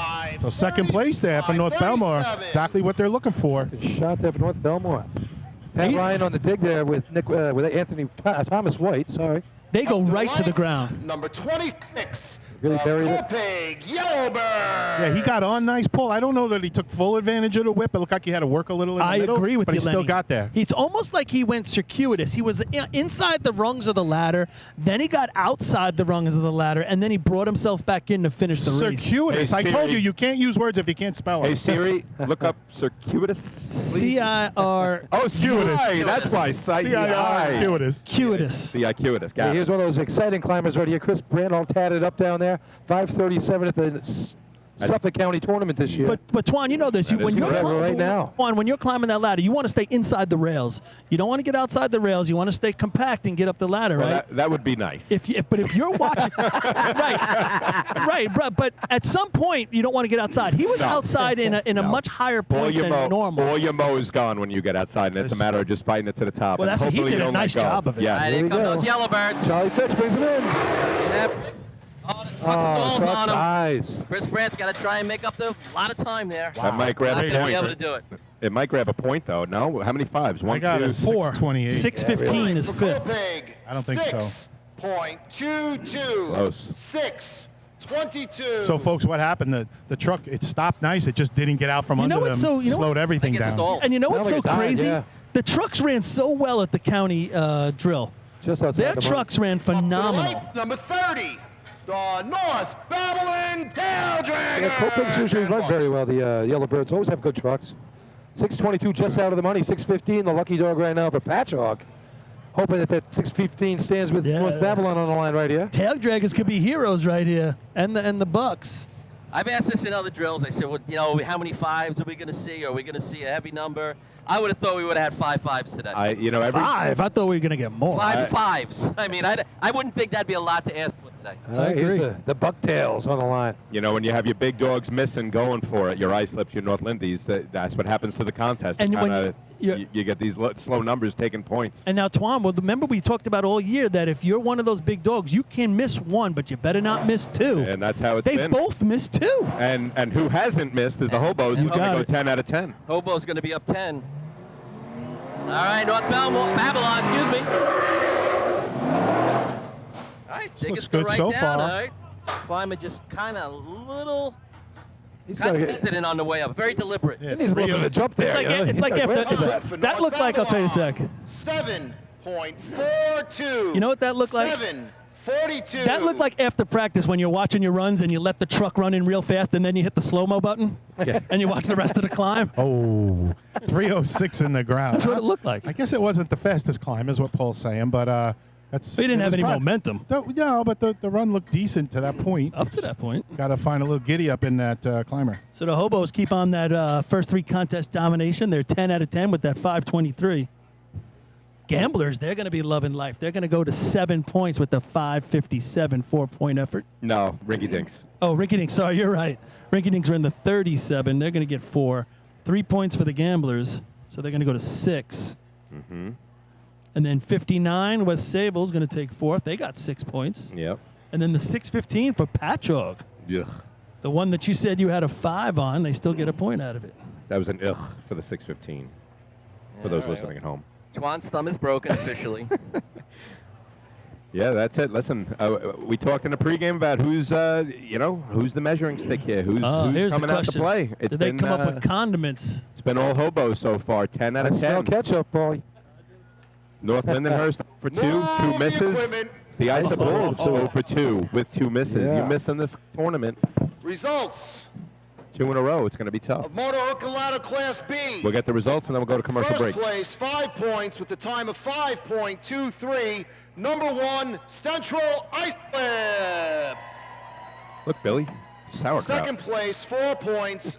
We'll get the first Ketchup, place mustard, trophy. sausage. Number Just leave it. 25, North Belmore. I'll wait for the Third lobster place, tails. 3 points. Number 29 will get the Kopig second has place lobster tails if you guys are trophy. hungry later on. Hagerman. Fourth Oh, place, 2 I'll grab something points. out of there. Will get the third place trophy. Number 24, Excellent. West Sayville.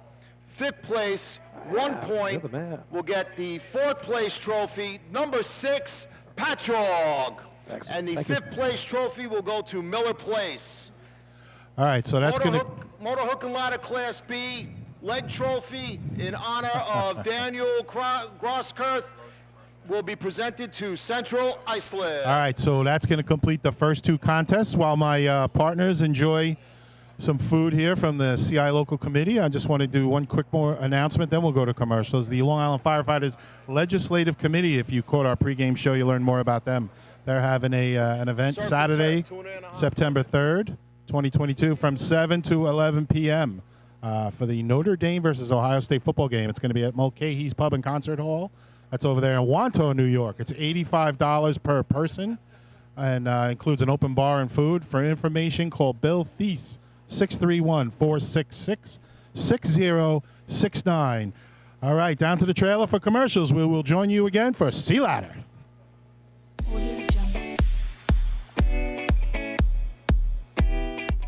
Since 1886, New York State Fire Department Drill Team Competition has helped generations of volunteer firefighters develop teamwork, pride, and efficiency, and our sport is ready now to grow stronger than ever.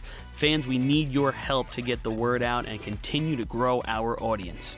Whether you want to watch the drill live or get your drill team fix during the week, head to NYSFD Drill Teams on Facebook, Instagram, Twitch, YouTube, and TikTok, and hit those like, follow, join, and subscribe buttons. Thank you, fans, for your passion and your dedication to New York State Fire Department Drill Teams. Fire Rescue Systems has been in the fire industry for over 20 years and is proud to show their support for New York State Fire Department drill teams. Serving the NY area with a complete software solution for emergency service entities, FRS software is efficient and easy to use, making it ideal for emergency situations. With a wide array of fine-tuned and tested modules, FRS provides a modular-based system to fit every department's needs, regardless of size. For more information, please visit www.firerescuesystems.com or call 631-234-1304. Integrated Wireless Technologies is proud to be the exclusive Motorola dealer for New York State Fire Department drill teams. IWT offers the full line of Motorola products to fire departments, as well as David Clark headsets and sound-off signal emergency lights. IWT is your one-stop shop for custom-engineered radio solutions, licensing assistance, dispatch solutions, and top-notch reliable service with fully insured technicians. Start off your next radio upgrade with IWT. Check out their website at www.goiwt.com.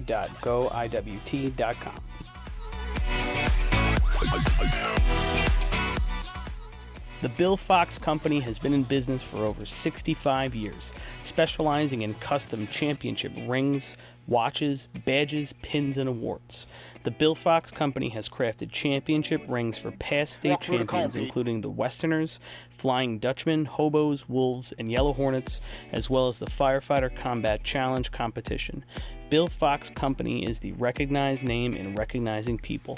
Check them out on Facebook, Twitter, and on the web at www.billfoxco.com.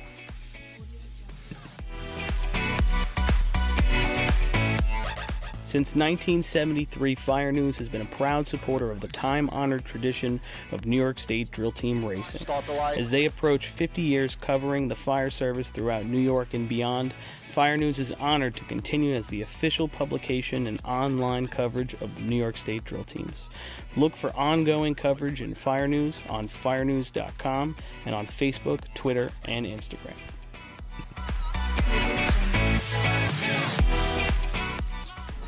The Titan Group is the trusted name in apparel customization industry as a one-stop shop for all your drill team and department needs. As always, we offer all our in-house services, screen printing, embroidery, sublimation, and graphic design. Take advantage of our custom online ordering system. Simply choose your products, choose your logos, and have your members pay online. All your orders are separated upon delivery. Browse our vendor catalogs at www.titangrouapparel.com and follow us on Instagram at Titan Group Racing. Call us at 631-859-0075 or see Artie Seskine or Devin Robinson on the track. All 8, all day. Gear up, get on, the Titan Group.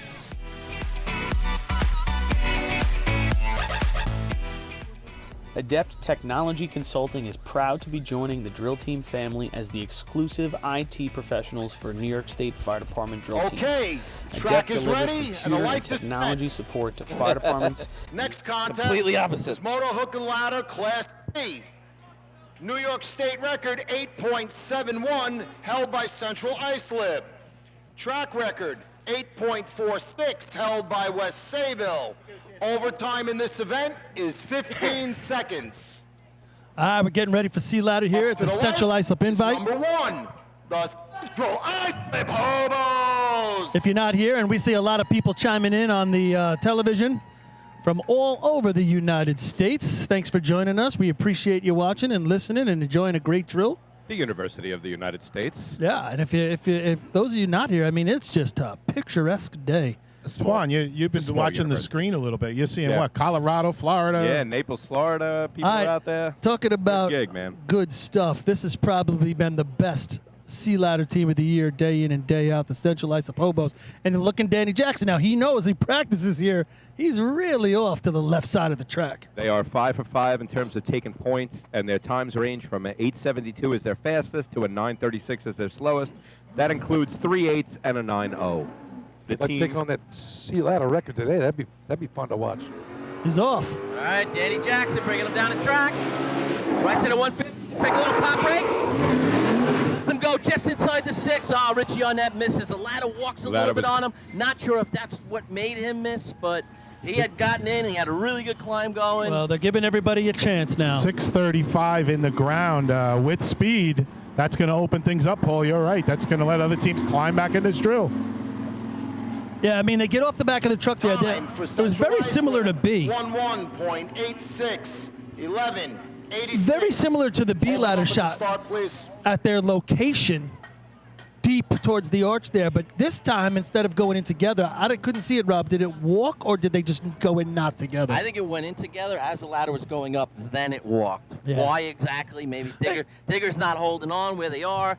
Thrower might not get to one of the beams fast enough. Yeah, it could have been when he mounts the ladder, too. I don't know which way he was walking, but sometimes a lot of that momentum when you mount the ladder will go out the other side. But it walked towards us. Like the ladder, the far spike to us, tilted away, kind of brought Richie into us. We're on our side. So that could have been it. Yeah, it could have been. Yeah. So I didn't hear Chris announce the cone time. I know Billy's working on getting it for us. yeah, I don't know. Something was going. I think they're working on the cone There was time. no cone time, so they may be getting a rerun. Yeah, this. Is that how it works, Paul? Even if you're not in the money? Well, if you blow the race, I believe you don't get the rerun. That's what I thought. You can't break the record. The record wouldn't have counted. Right, but if that time was going to take a point, then they would make them rerun, right? So they'll wait to the end, I guess? Yeah. All right, so we see the officials working at the Is cone that line really right how now. it is now? That's brand new? I've never heard that either. before. Last few years. Okay. Well, why are you going to give them a rerun if they ran an 11 and it doesn't score? Why are we? No, I agree with you, but but now you have Only to problem, wait if 11 it might stays score, in the right? right. It I know. might. So what do you just kind of sit around and So wait? you sit and wait, right? And then they announce the rerun after. I guess they Right, have to so wait to the end of the if event. that's sitting in the money at the end, Paul, correct That's me if I'm great. wrong, then That's they will make them rerun in case they were too hot coming through the cones. You will rerun. Now, if they don't get the rerun, like you guys said, now we're going to have potentially a tournament here because they're looking to go potentially 13, 14 out of 15. In the event a digital error occurs at the cones, the team will receive their time. However, no record can be broken or established. Got Teams will only receive a rerun for digital error at the cones when that time of their completed run will score points after all the other teams have completed. Damn, their I'm initial good. run. I'm going on a rules committee. Look at you.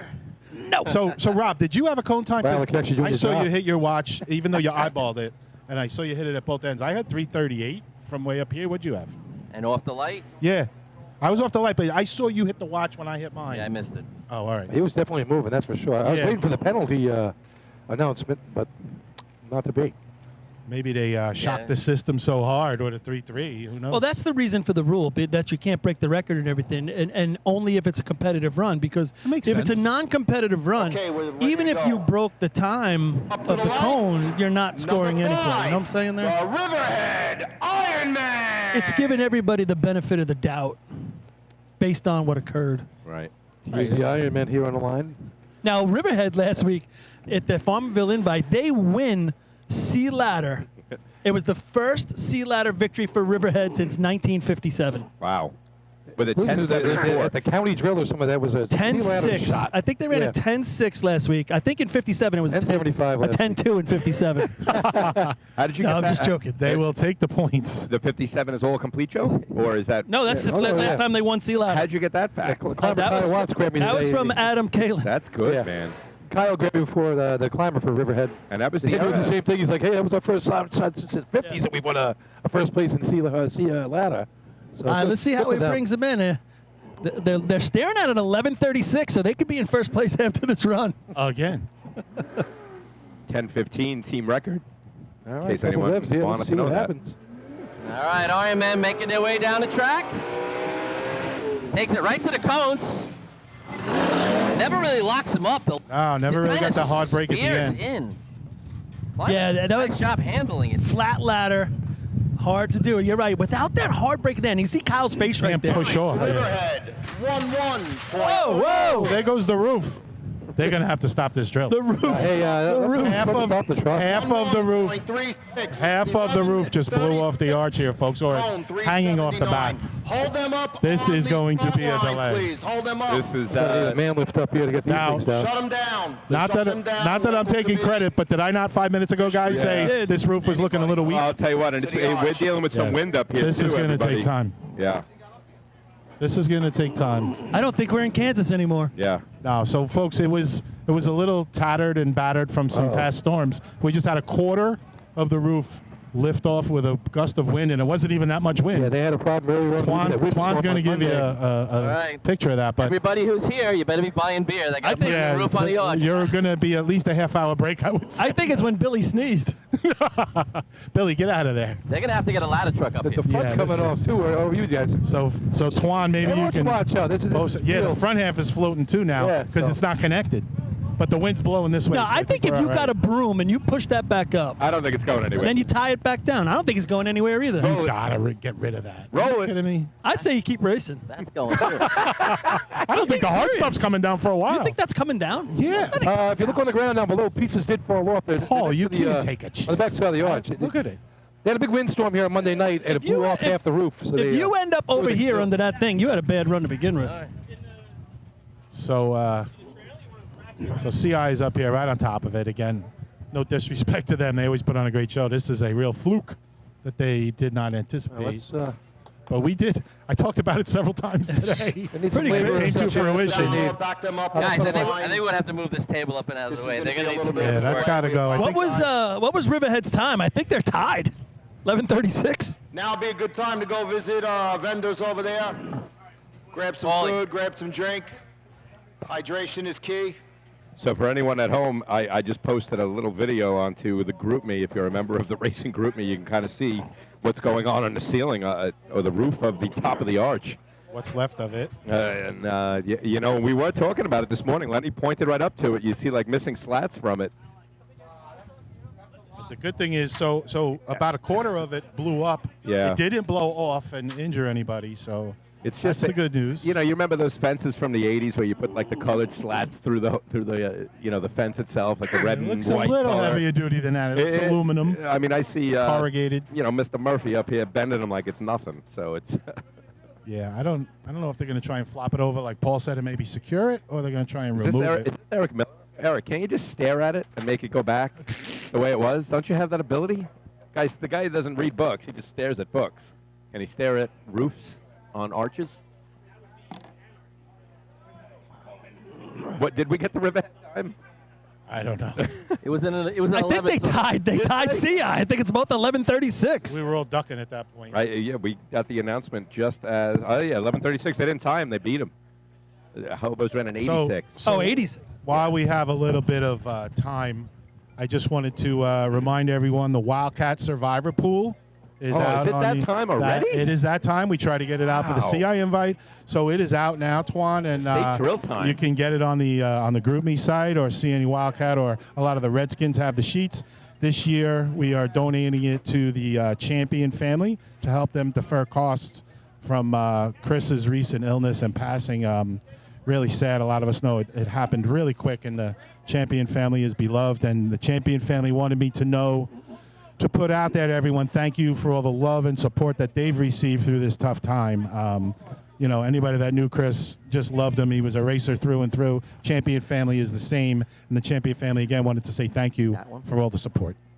I drank half a G Fuel. We have the G Fuel team out behind the stands. They're giving out free samples. I brought you guys a bunch in this bag right here, but I had half of one, so I'm jacked up right now. Is this going to make us talk faster? Because we talk too fast now. No, that's true. Maybe you guys should save it till after the tournament. That's true. It's an energy drink, a brand new energy drink, sugar-free. It's delicious. We brought a whole bunch up for the team. Ooh, look at this. You guys had what's in it is sugar stimulants. Yeah. So drink 4. Yeah.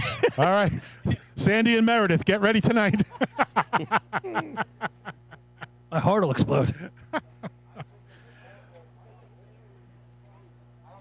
This is new. This is new. Paul, I say it every tournament. I always see something I've never seen before. Oh my God! And Get that man off the ladder. I'm Billy Cornell going What's he high. doing? Guys, did they give out a Pulitzer for best racing photography of the year?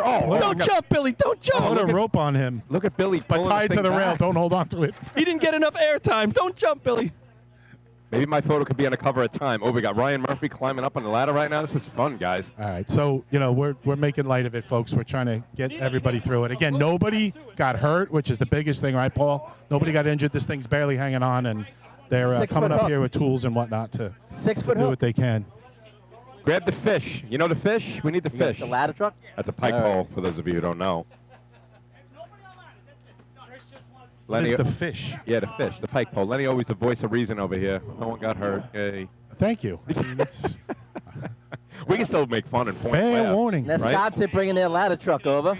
Who'd ever thought we'd have an aerial ladder on the track? Wisconsin in the house. How about that? Town of Smithtown, Great. supporting town of Iceland. If this is going to get all Buffy, I'm out. Okay? I got a pool party to go to with non-racing Simones who's decided to have a pool party and a CI invite that. Ron, you might as well go swimming now. Are we going to start talking about the bucket and, does it got a squirt on that? Oh, bring out the deuce and a half, boys, right?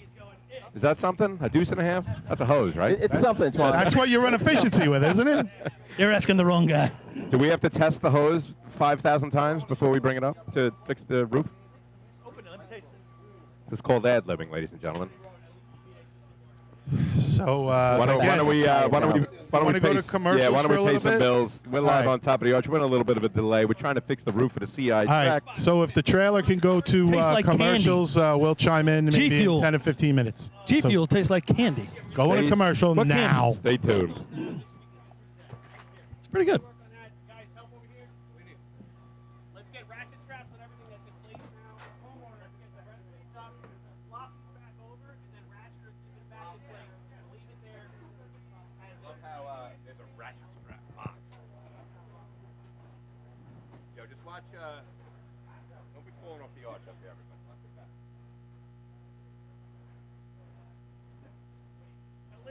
Watch that chair, dude. You're gonna trip. You want to?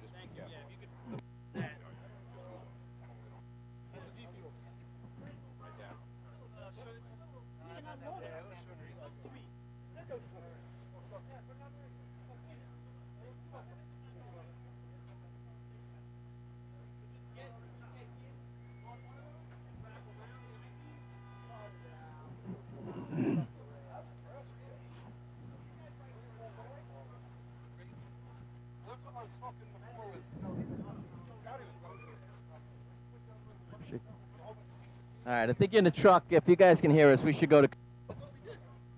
Oh, all right, good. Good, I gotta take this fucking thing off.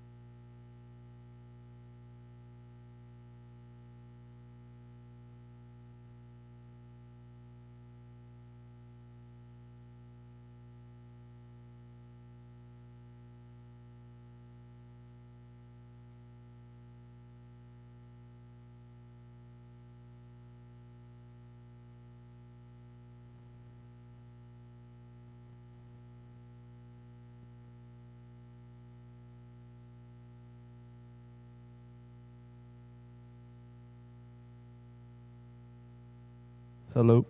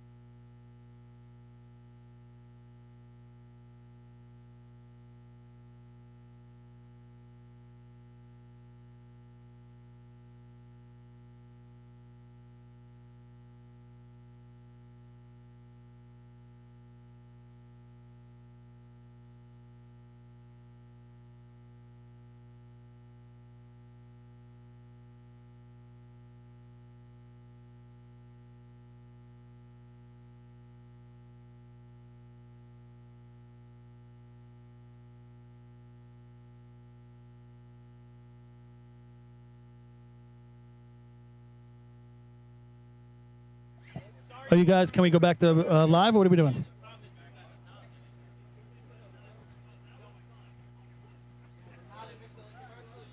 I'm asking.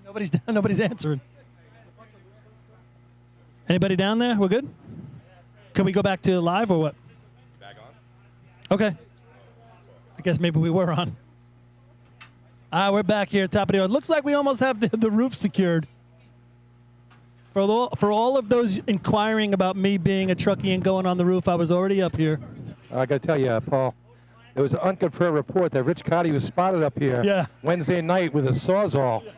And I don't know, he was very very adamant about where his parking spot was going to be for the tournament today. Already on the checklist for the state drill being held here. Fix the roof. All right, they're getting a hold on it. We got 3 or 4 ratchet straps going. The best thing is the first post on the group was, at least your PA system works. Gotti nailed it right off the bat. All right. Well, it looks like they got a handle on it now. It's looking secure here. I think we'll be racing in a couple of minutes. They're breaking down the tower ladder, and they're taking it off the arch right now. They're going to reset the yellow. This is Islip Town, so you need 3 inspectors, you need 2 permits, you gotta duke somebody in the pocket. Well, we got Guy Leggio here. He's a exactly. He's a veteran, bricklayer here. He knows all about structures. Yeah. And this one's not too good. Not at all. Hey, while we get the moment here, well, G Fuel. This brake put by G Fuel. It does have more of a CI feel now to it. It's got all the bat and the straps holding everything together. And, if you're listening in your local area, this stuff's made out of aluminum. There's a nice junkyard over here on Railroad Avenue. 72 cents a pound right now. I just checked on that. That was about $1,000. $1,000 falling off. Let's move this table back. Are we back? We're almost back racing. Are we back live? Yeah, we're back live. I mean, I can't get enough of it. Gotti is down there. He's holding court. He's look at him. Farmingville. I don't think Rich Gotti's ever had more fun at a drill than he is having right now. Just for the record, Farmingville runs a much better drill. Just for the record. And for those of you keeping score at home, this is the first time we've had structural failure of the arch there might since be 1967 state drill. Right. Structural failure. Well, that was a big failure. There you go. I know. Well, so the whole arch fell over. that Bayshore was running #1 that day. My father was the first man in 3-man. There you go. And it went down right before they ran. Yeah, well, we wouldn't be here to tell you about it, folks, if what happened in that year happened now. But kudos to Central Islip for getting that fixed so quick, being on top of it. Plenty of local committee here. Plenty of local committee here to help out, Twan, you know what I mean? I mean, so many guys willing to reach out. Got some other teams, too, reaching in to give a hand. But good job making the repair, and we should be underway in another 5 minutes or so.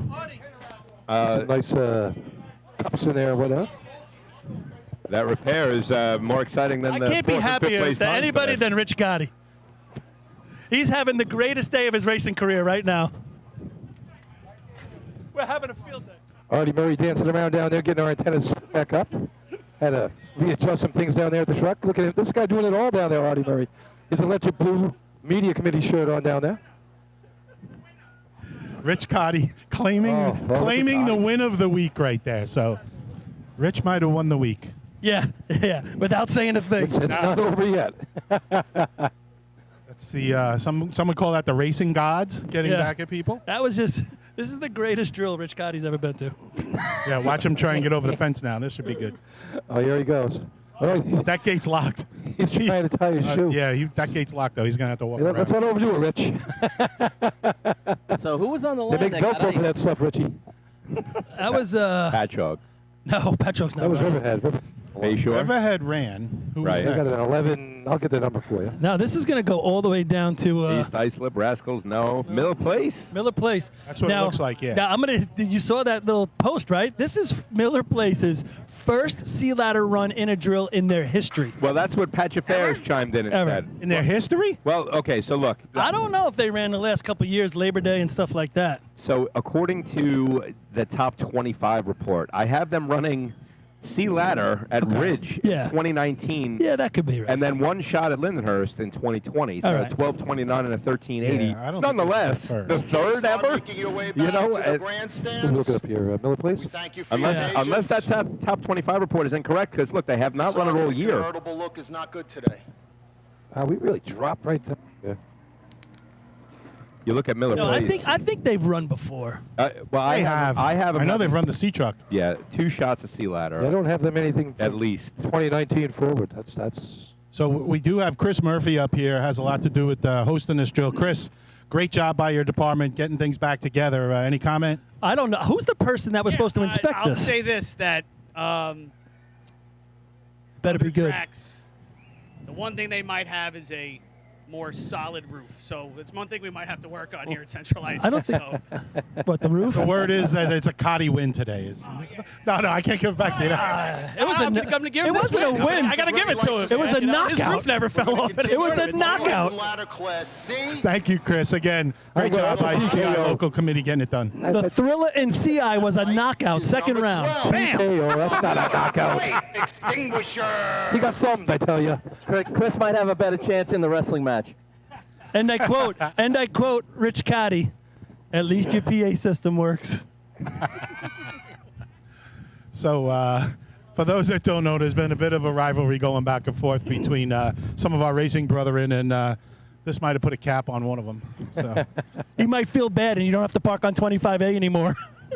he's going to let you in the park now. You're at the shooting range. I don't know what side. Yeah, right next to the bullseye. Oh, thanks. All right, here we go. Miller Place. Miller Place, Chris Russo on the climb for these guys today. That frees up some people in the back for the Miller Place extinguishers. Yeah, all right. So look, Patch Affairs is adamant on the text messaging right now. He's like, there's no scorecard for either of the alleged times that we're throwing out there. I think So maybe they only ran C-hose? I can remember them. I don't have them in C ladder for any of the last 4 years. All right. So nonetheless, Here we go. Miller Place Do you think on when the he's line. driving down, he looks to see if the roof's coming off? In what could be their first, if it is their gotta first tell you, C that might bother ladder, me. if this is their first C ladder shot ever, they're following the infamous CI roof incident. Oh, Here we go. driving straight right down the middle. All right, here come the extinguishers. Little pop break with a little delay. Climate does a nice That's correct. Was in control. It looked like it could have been the first one. Going to be a mid-10. That's your first one, a mid-10? First place right now. Seen worse. Place 10.60. 1060. Cone First 382. place last week too. Yeah, That's right. I was talking to Rick before the game there, and he said he's a nice, easy run, just what they did, exactly what he advertised. Number 13, the Farmingville Bandits. We could have given a little more gas there, it wouldn't have hurt him. All right, here's Farmingville. Speaking of gas, you know these guys are going to give it a go. 35 points last week. 1085 got him 4 points last week. It looks like LBB back there getting ready to get in the climbing position. So Guys, Should be an LBB. back to that Miller Place shot, right? You know, the old Greenhorns rig. The old first Greenhorns time rig. with that is what Patrick Affairs is saying. The other thing too, that's Chris Russo. They just got right climbing Yeah, to them. yeah, You know, yeah. Just you know, he was on See that, right? Farmingville earlier in the year. Now he's transferred over. and even that one, without momentum, he tackled that ladder. I mean, he went after it. We saw that in B as well. So I think, it's starting to look like Miller Place is going to be destination east here on Long Island. I think they still need a C truck, if you're asking me. Yeah, I agree with you. And what's been their best contest has been B-Hose. We'll get to that later. All right, here come the Bandits. Little smoke coming out from under the. And that break, a little bit of a pause. One of the diggers, a little trouble getting in. LBB does a nice LBB job finishes holding it. on. He went to the right just Yeah. a little bit as he got in and was able to recover. 661 in the ground. This was right around 10 flat. They were puffing some smoke all through Probably the a gears there. low 10. Yeah, a lot of smoke coming out. A lot of tire spinach Was all he the way spinning down. tires in the middle of the Time track? for Farmingville 10.13. 10-13. Chris Murphy up here is saying he thought they were spinning the tires might have been the issue. I don't know. I thought the truck was like a little give and go, coughing a little bit. Yeah, big puff of smoke in the middle of the track, that's for sure. And then when it got down here, I mean, the guys on the back, I think, could feel it all the way down. They just weren't ready to go. I mean, say what you will about the Bandits. They've run in every tournament this year, and that is. Oh no, I thought it was their fastest. 960 is their best with the LBB running. Again, any update on Justin Russo getting back in the climbing area? Let's go, He's man. retired. No. I know he's got the little baby at home. I know he's dealing with a wrist injury. Oh, he's playing I know, hydrant. you know. He was climbing B ladder Yeah, up he's today, climbed I B guess, so, already. yeah. I'm thinking by the state he's going to be all in, but Yeah, well, let's who go. knows? Maybe it's been aggravated. We don't know. Yeah, exactly. All right, Selden ready to go. Rich Cotty standing there with his muscles up. Jeez, I thought you were going to say Rich Cotty climbing. I was like, what? Wow. He's gonna be like Lean Cotty, back. Cotty. Rich Cotty doesn't even need this run. Cotty. All right, they make their way down the track to the cone. Truck Would don't not get out. from under. A lot of dust. Do you know what? finally. I actually really liked the run until the truck didn't get out of the way. I thought he hit him in the right spot and everything. There was he can still let him go. 706 in the ground. If he can let him go at the yellow, 08. that would have been a nice drop. 08. Yeah, I agree. I thought the drop would have been really good if the truck just didn't get out of the way. That's just about going to do it for CI's chance for a rerun. Up to the light, number 17, the Call Play Frogs. So that was so long ago, Billy. So what are they hanging in 5th right now? Is that what you're saying? 5 times and they're in 5th. So the again, the cone light did not work for Central Islip when they ran number 1. They ran 11 and change. Right now they're hanging in 5th, according to you, Billy. Yeah. So one more team knocks them out, and we will not be seeing a rerun from them. I would think the that's going to Frogs are happen. the team to do it. Yeah, I would think that's going to happen with the amount of teams left. That's a well thought out Pretty rule. sure. You would hope. That's a good rule. I do like the rule. It's a well thought out rule. Well, I like honestly, Someone actually used their head for this one. I'm glad you said that. It took us a long time to come out to a scenario where nobody would get hurt by it, and it wouldn't help anybody. That was a long discussion over a long period of time. Seems pretty basic when you think it through. I know, you're right. At the end of the day, it does. But then there's so many scenarios that people come up with, which is the great part about the rules committee. You know, you have input with different scenarios. All right, here we go. Frogs on the way down. Gets off about 160. Up to almost a complete stop. They just make it inside. Just inside. After digging on the line in B ladder, they just Climber legal there. struggled. I mean, what are we talking, an inch, guys? Junior just put his finger in touches it. it. You can't fit the end of the junior's finger between the dig mark and the yellow line. No, you can't get any closer. The Climber, unfortunately, couldn't handle it. Was that an 1186? Yeah. So CI's still in it. Yes, CI's still in the mix, right. 699 in the ground. Funny. Up to the lights, number 19. Imagine it stayed like this. They get a rerun and run like an 870. CI ran 1186. Correct. That's exactly what Miller. Oh, they tied him? Yes. They tied him, okay. Yes, sir. I mean, Rob, look at that spike mark still. It's literally, maybe it's less than an inch. That's how close it was It's to the not yellow even the line. tip of a finger. Yeah, it's really tight. Hagerman so Gamblers, Hagerman- there's a big shot, right? Hey, they're sitting here with This is 6 points. Exactly. 9:41, their fastest this season. They've run 3 shots under 10 seconds this year. And you got to think about it from the beginning of the year. You know, John Robertaccio starts driving. He only starts driving late in the preseason and until now, and he's showing improvement every week. So you're taking him off the back of the truck where he throws, and you're putting him in the driver's seat And But for that means this you're putting contest. somebody else throwing. That's And the you're one putting part Johnny of it Samber I in don't that like. throw. Yeah. So the last contest, as we said, they had a nice run, and we said Robertaccio does a nice job getting him to the arch because he's throwing. Now he's driving. Yeah, you got a little more violent last week at Hagerman, that's for sure. Here it comes. All right, Nothing Gamblers on the board. making their way down. John comes to a little bit more of a stop than I think he wants. Climbers in. He's got a nice I think you're going to be smooth okay. climb going. You're right, though, Rob. If he just lets them go, right? Yep. 680 in the ground. This should sneak into the nines. Time for Hagerman.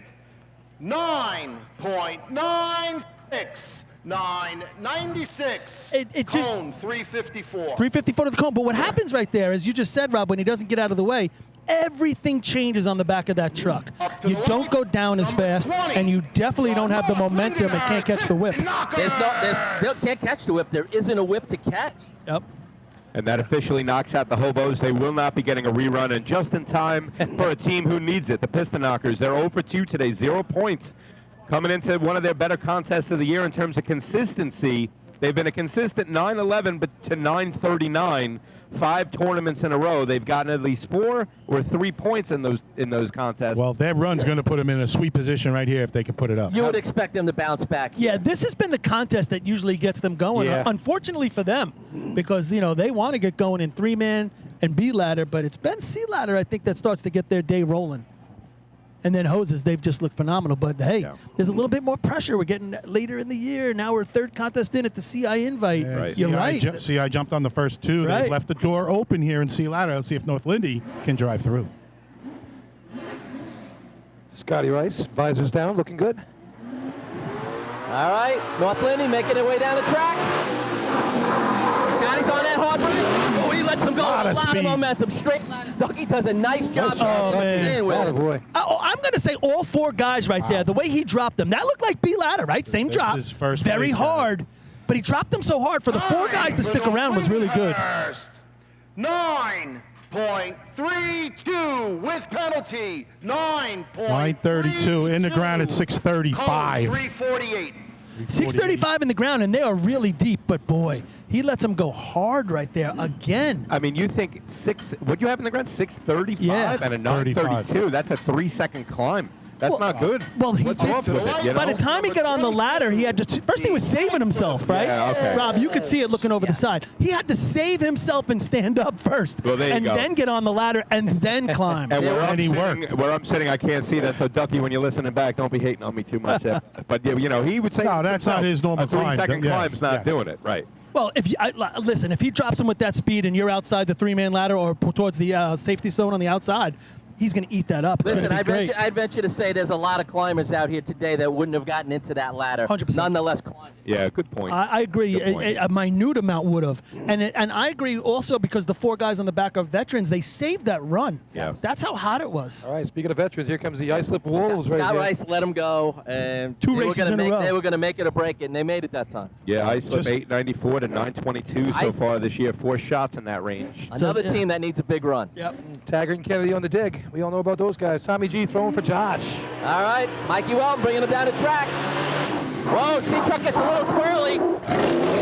Bounces, not the drop he wants, but Josh can make it up with a good climb. Oh. He loses his hands. Both hands. Finish. Halfway. He was 3/4 the way up. He almost lost it completely, guys, but Dude. a nice finish by Josh. Let's hear the time from Chris. Tommy G was going to be ready to catch him. For Iceland, 9.25. 925. So if he doesn't do that, we're talking. 350. You're probably talking about 9 flat, maybe, right? Tenth and a half, Number yeah. 24, West Sayville, is on a 20-minute breakdown. But that West run right there, Sayville on a 20-minute how much all over breakdown. was that truck, right? That Right, truck went right in the middle. It got a little weird there. and then over the cone, it To the started right, bouncing a number little bit. 25, the North Belmore Rinky Dink. I don't think Mike banged out as hard as he probably normally No. would down He here. definitely held up a little. He had to, But I Josh think. gets on and he loses both hands about 3/4 of the way up. Josh loses both hands. But his legs kept pushing, and that was the key. His legs kept going. Thank Wow. God, because if it didn't, like I said, Tommy G was going to be catching him. Yeah, he would have been looking like the roof here on the Yeah, CI, right. arch flapping in the wind. Let's do a breakdown. Yeah, West Sable's on a breakdown. Rob's on it. Here we go. North Belmore Rinky Dinks here with 4 points now. Yeah. Looking at the times right here, we got 925, 932, 996. It's wide open for the Rinky And Dinks. Yeah, they did throw a number up. coming off a 928 at their county. Yeah, good looking shot there for the Dinks that day. Mike Bowen, here he is. All right, here comes the Speedwagon 2000. Making their way down the track. Mikey's got it. Gives a little momentum right on the 6-foot line. Climber is in. Nice looking run. He's gonna like that shot. Nice looking run right there. Real good looking run for the. Tell you what, he drove that excellently. This will be a good time. Time for Whoa, showtime.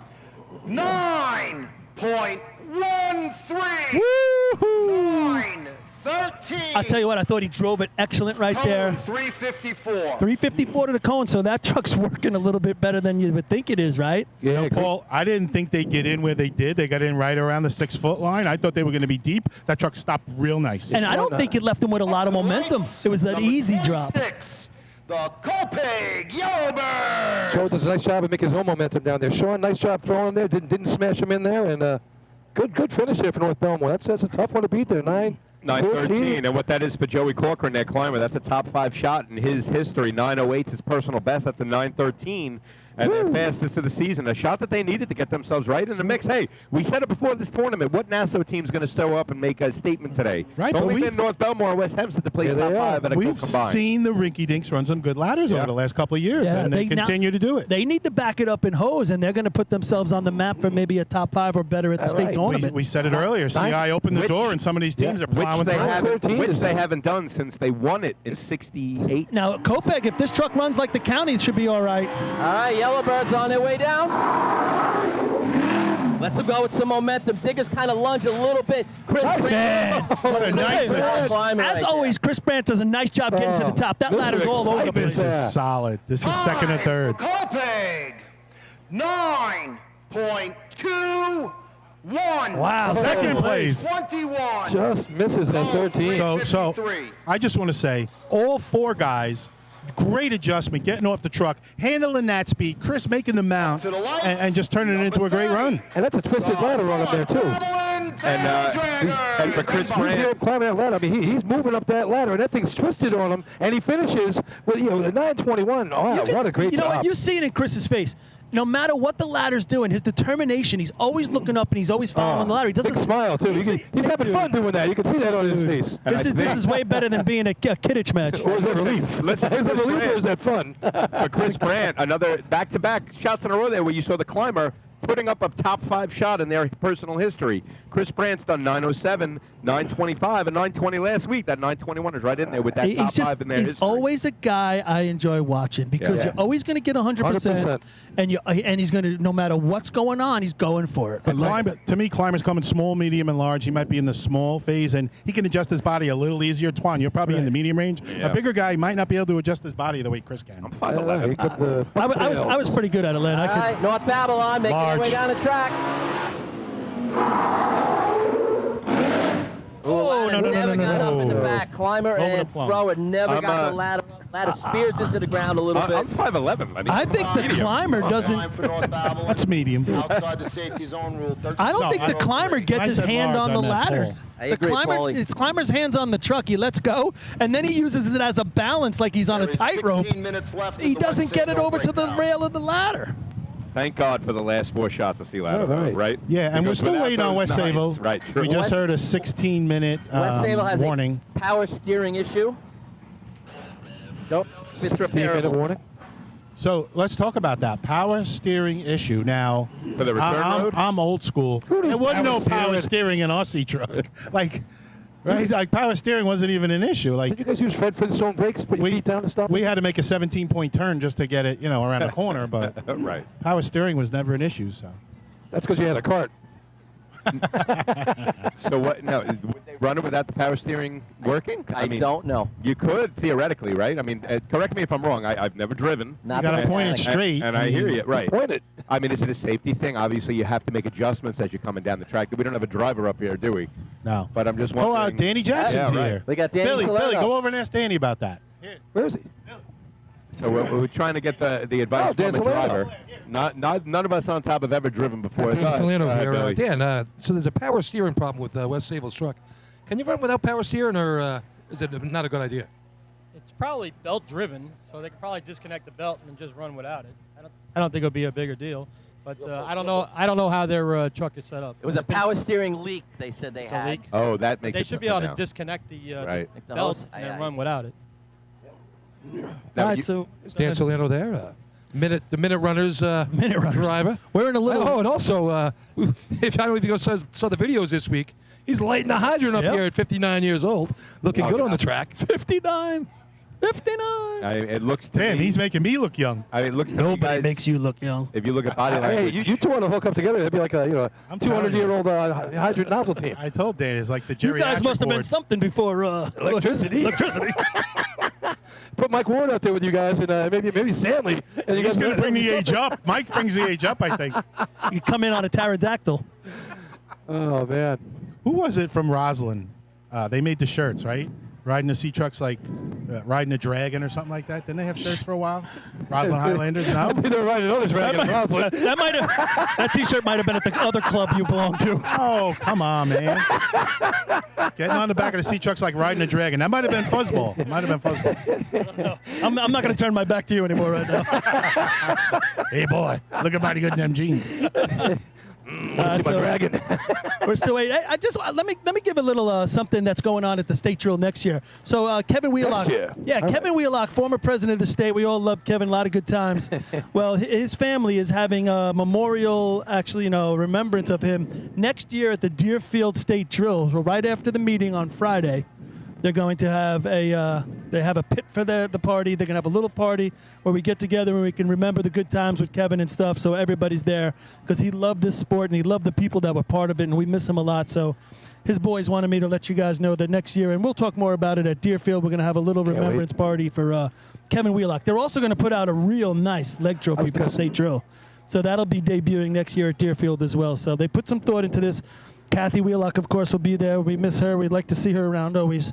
Good times with the Wheelocks, a lot of fun. So next year at Deerfield, another something to look forward to. Any info on the leg trophy overall? You think, or those details? Yeah, I think it's still up for discussion, but Gotcha. that was one of the things we were talking about. Yeah.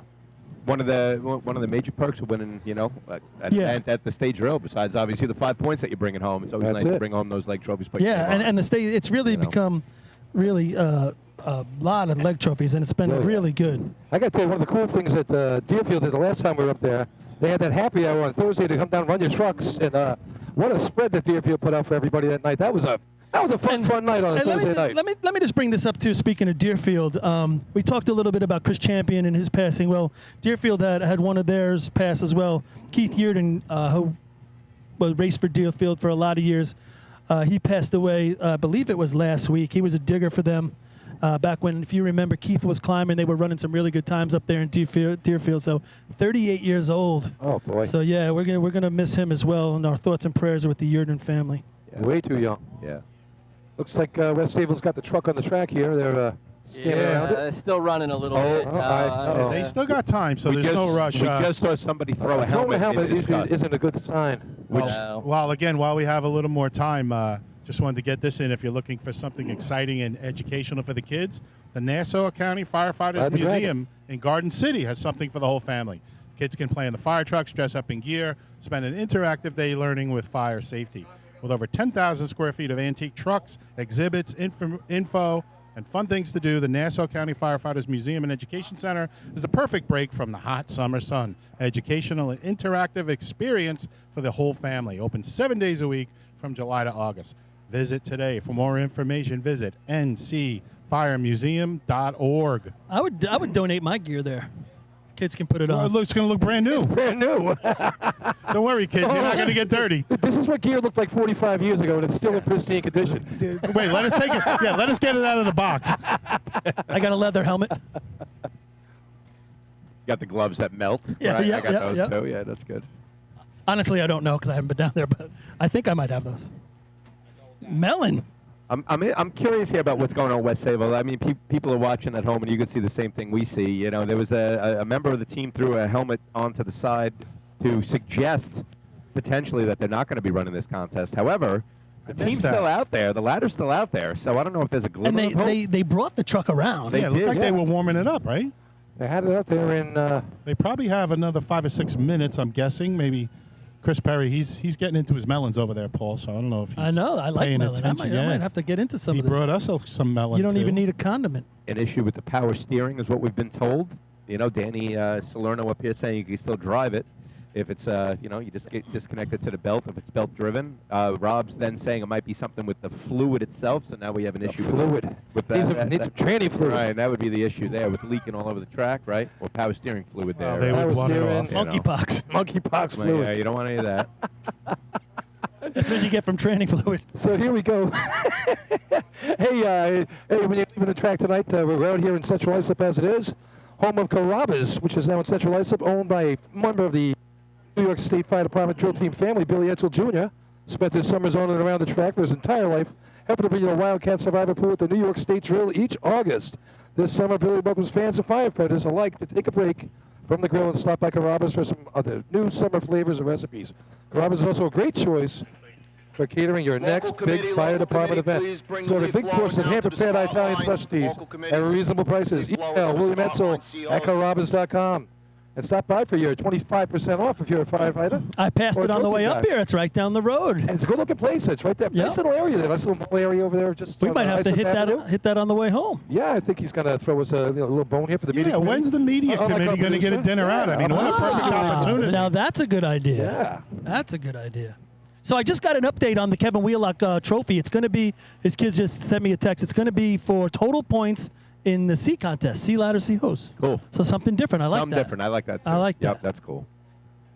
Gives it a character. I mean, we're up to like 40-something leg trophies at the state drill. Yeah. And so the ones coming out recently, plus the other ones are classic, but you get people are really making some thoughtful, nice leg trophies. And like you said, Twan, you get a bunch of leg trophies, you win a contest. It just makes it's a good feeling that, the accomplishment from going to the state drill. So, Paul, being the guy that handles that and coordinates that now, and you do a great job of it. I'm not trying to blow smoke anywhere. But are we getting to the point where it's my too many and we need to maybe start retiring some of these? Let the departments take them back that donated them, maybe put them in their trophy room Yeah, in a glass there's case been or something. discussions about that. What we're trying to do a lot of times is figure out something different. There's not a lot of different combos you could do. There's some strange ones out there. I mean, St. James has like a buckets POs or something. But yeah, we're trying to come up with different scenarios that will get you the leg trophy and how we could figure that out. But yeah, there are some that seem to be towards the end of their life, and maybe we could retire them and move on and stuff. But and they would go back to maybe the department that donated them, and you get to put it in your firehouse and maybe in a little case. And we've been given the opportunity. Would you like to just take it back and hold it? Do you want to give it to the team that's won it the most since you put it out? Do you want to take it back and refurb it and put a new one? So those are different things that have been on the boards with some people. All right, so that's interesting fodder for the future. That being said, as we continue to wait for West Sayville, I look down the track, Rob. I see your ladder team next to the ladder, still waiting there like this may happen. So they're draining the I power can't imagine where fluid. they're at right now. Maybe Chris, They're draining the Chris power Perry steering can give us a fluid. number how much time is left. See if I Trying can to find make that it work, out. but What were you saying, Rob? They're draining the they're fluid? draining the fluid probably to drive it without power steering, if I had to guess. So really the issue now is how much time Can do they they do have it? left? Can so- they get on the track? So we're right around 6 minutes is what I was just told officially. So Now, what are the logistics into going into draining that? You need obviously the tools. You're not just going to let it empty out. You need in a mechanic. And the grass at CI, right? You're not going to. Yeah, why not? I'd let it right in the grass. Oh, you can do that? Oh, Yeah. that's okay. No, that's okay. Aren't we in like the pine lands out here with the environmental protection and all that? Don't other call stuff? hazmat. No. Okay. So I just got a picture Oh, yeah. of the base of the Kevin Wheelock Trophy. It's almost been finished. It's an arch, really beautiful, ornate arch that takes up the length of the entire trophy from left to right, and they'll continue to build from there. Ah, nice. Sounds good. Looking really nice. Actually, I think is Mr. Miller making this? Guys, send me a text and tell me if Frank Miller Sr. is making it. I don't think so. I think they had spoken to him. I don't know. So while we wait, We'll give some credit to whoever's making it because it looks great. You guys talked about where West Sayville can dump the oil. Cotty said you could just dump it in the soil in CI, but out at Ridge you have to catch it and dispose of it properly. That's what I just heard. There you go. Hey, well, I got a chance here. Coming up September 28th, 2022, at Stonebridge Country Club, they're going to have a memorial golf outing in honor of Jesse Gerhardt, Jeffy from the Islip Wolves. And we all know he passed away over the winter here, right around St. Patrick's Day. But yeah, it's going to be a big outing, a lot of fun. Check in with some of your Wolf people out here. They'll give you a point in the right direction. It's a neat looking golf outing because you can golf in the morning or golf in the afternoon. There's cornhole out there and a whole bunch of other ways to support the foundation. And Yeah, they're making a whole day of it, Billy. I mean, they're making it an opportunity for everyone to attend. It's really good. it's going And to be a lot of I fun. like what you did with Manfest. 25, yeah. What you did with Manfest. Yeah. So Billy reached out. Billy, you'll talk about it more. The Manfesters, and if you've never been there, talk to Billy Cornell or any of his brothers. Well, yeah, but they're yeah. putting together a donation as well. Yeah, we're donating the Manfest organization, the drill team, Manfest Association. We're putting together our own donation package. We're trying to raise a few bucks for the association. We're up to about 800 now. So Manfest doing their part too to help out with the cause. And any other people like to get in there, talk to the people. It's online. The actual website is on the group right now, and it's well done. There's a bunch of different things you can sponsor with. If you just want to go play cornhole, they have things for that. If you want to just eat, they have things for that. Yeah, it's a really nice Cocktail setup. hour. It's That's going to cool. be a really nice day, and hope they have good weather. That's all I can Yeah, say. and the beer, if you want, some of that Jeffy beer, they got it down at the Great South Bay Brewery. Oh yeah, Good beer down there. It's got a picture on them and the Wolves and stuff like that. So $10 towards every case goes to the Jesse Gerhardt Fund. So if you again, stop by the Wolves camp and they'll point you in the right direction of where to get going for this, or just sign on online. The site is on the New York State group right now. I think they still got some shirts over there. yeah, I think they were selling them today. They had put them up as well. Let me just say this too. It was Frank Miller Sr. He built the base. They picked it up. Yeah, they picked it up today. So he did a hell of a job. It's a beautiful looking ornate arch. All right, Built so a whole bunch of Frank trophies. Miller- not to interrupt, Rob Noonan just let out a sigh of relief as he sees the Oh, here West comes Sayville Rob. Sea Truck turn the corner at the end of the track. They're going to warm it up a little bit and maybe sneak it in. I can only imagine they got about 3 minutes left as a guess.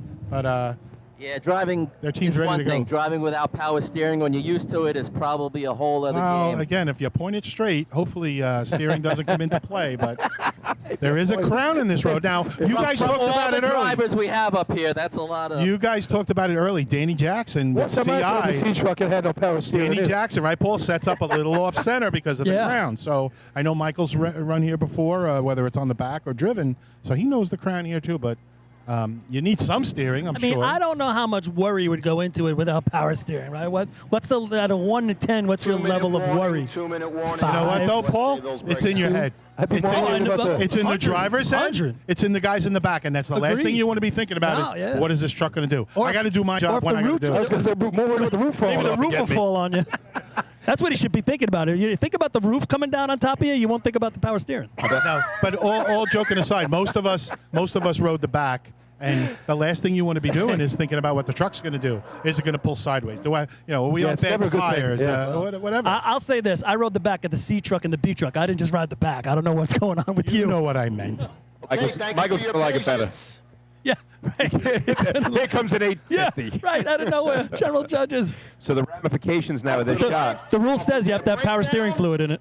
All right, here we go. West Sable coming to the line. Yeah. West Sable 6 points on the day, so this is huge for them that they were able to get this shot in. Yeah, but it's not just this contest. They need it for the next contest. I mean, great. They had a heavy 917 at the Ghana One League thing at a time, Paul. One thing at a time. And I would think power steering or lack of power steering in C-hose is probably even tougher. Yeah. A little more important. You can't make those adjustments that tend to happen in that C-hose. Like going around the target? Yeah, 917 for these guys. I wasn't even going that far. Hagerman. Here we got Danny Tenney's back this week, right, Rock Bob? Yes, Danny Tenney be digging this week with Dougie Quenza. I Sorry. tell you, I did not realize that he was gone there. I mean, it's a big loss when you don't have Danny Tenney. He's a native ed guy for years. And he does a great job all over. So West Sable sneaking it in here within the 20 minutes. I can't imagine there's a lot of 913, time left. 921, 925, 932. Yeah. The top four on the board. Let's see. North Belmore looking to become the first team to win C ladder at the CI Invite since 06 when the Yellow Hornets tied the Red. Well, this clock's not running. Once they say they're going to run, they're in. They don't have to get off the line for 20 minutes. Does it go to the white flag, Paul? Or No, I think once they agree that they're going to run, it's good. Okay. Here we go. All right, West Sable bringing it down the track. Michael's off about 165. Going to be a straight ladder. Billy Houghton's in. He's got a decent climb going. Hey, all right, nice job. I tell you what, I think Michael gets a little gentle underneath there. Started fading left, and he had to be real gentle with the drop. This is a solid 9, guys. I thought he tried to pull a wheel a little. Whether he was nervous, I don't know. With penalty. I give him credit. 9.40. 940. Gonna get in there for a point. Yeah, it's going to get a point. 348. So how about that? With penalty, he still pushed the truck. Was 48? He still knew, right, 348. He still said, we're going for it. I saw him pull on the wheel a little bit at the end. Yep. It didn't Started fading. Didn't seem to need it too much, but great job driving there right there by Mike, keeping his head straight, giving them a chance and a nice shot. I'm sure he would have liked to have been able to be a little more aggressive from the cones in, but had to make that adjustment, and that's where you end up.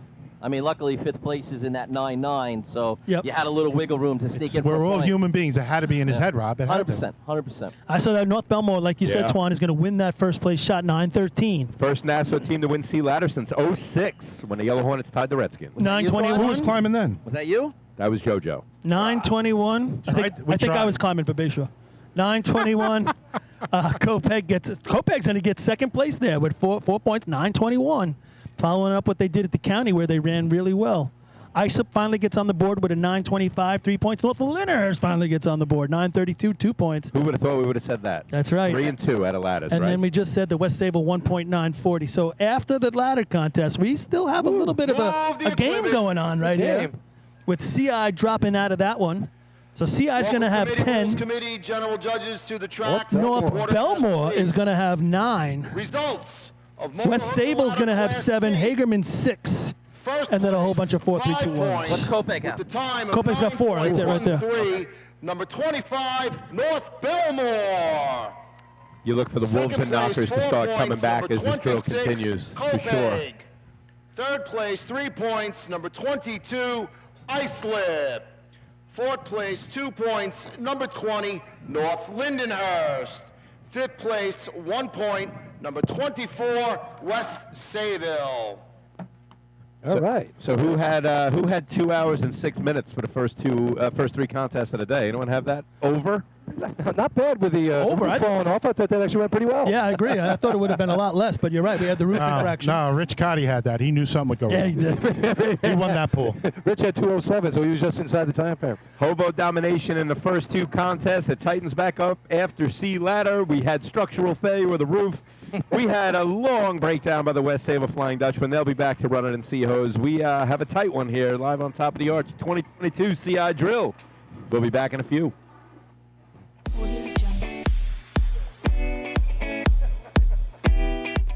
Since 1886, New York State Fire Department drill team competition has helped generations of volunteer firefighters develop teamwork, pride, and efficiency, and our sport is ready now to grow stronger than ever.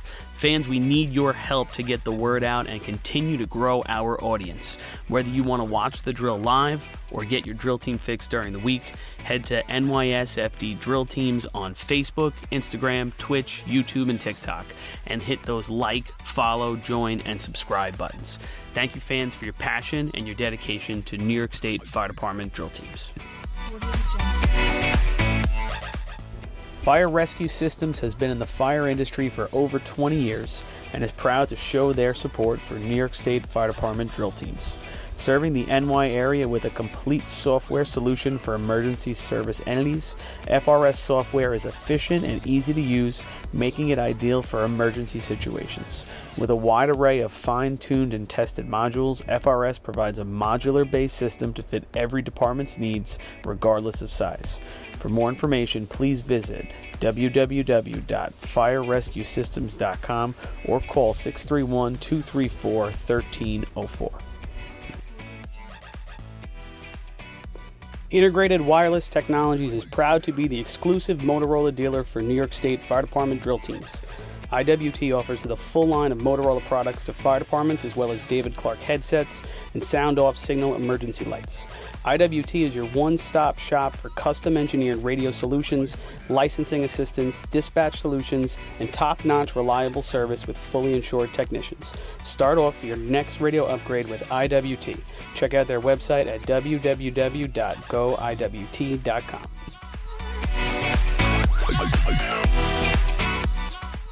The Bill Fox Company has been in business for over 65 years, specializing in custom championship rings, watches, badges, pins, and awards. The Bill Fox Company has crafted championship rings for past state champions, including the Westerners, Flying Dutchmen, Hobos, Wolves, and Yellow Hornets, as well as the Firefighter Combat Challenge competition.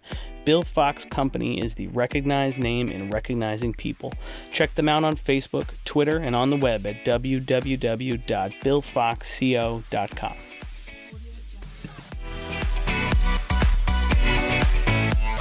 Since 1973, Fire News has been a proud supporter of the time-honored tradition of New York State drill team racing. As they approach 50 years covering the fire service throughout New York and beyond, Fire News is honored to continue as the official publication and online coverage of the New York State drill teams. Look for ongoing coverage in Fire News on firenews.com and on Facebook, Twitter, and Instagram.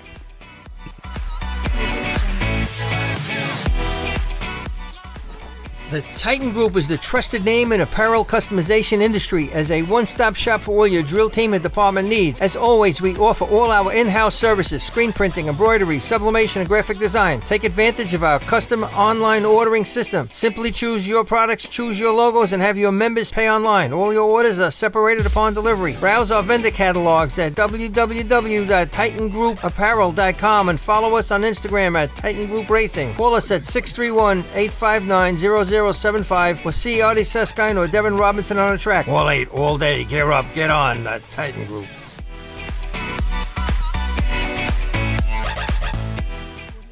Adept Technology Consulting is proud to be joining the drill team family as the exclusive IT professionals for New York State Fire Department drill teams. Adept delivers computer and technology support to fire departments, EMS agencies, businesses, villages, and libraries throughout the tri-state area. In addition to computer support and knowledge, Adept also provides IP telephone and camera solutions, as well as a variety of technology assistance packages, all with 24-hour support. No IT problem is too little or too large for Adept. For more information or to speak to an IT professional, call 631-676-1756 or head to adept-techconsulting.com.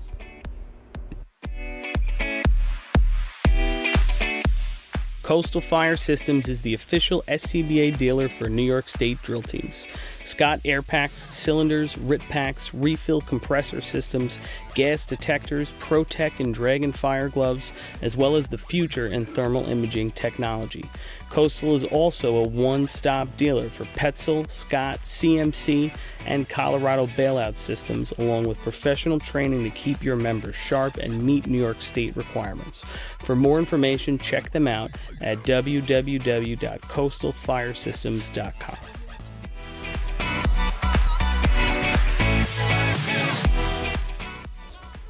The instantaneous, on-scene electronic personnel accountability system used by the FDNY and many other fire departments nationwide is now available from Systems Definition Incorporated or your local Motorola dealer. SDI is a well-known software application developer for FDNY and is the company behind this game-changing technology. SDI has paired with New York State fire departments, including Central Islip, to solve the challenge of accounting for members who respond after the tones go off. Keep track of your members at your next big incident with a proven solution designed with the New York State Volunteer Fire Department in mind. For more information, visit systemsdefinition.com.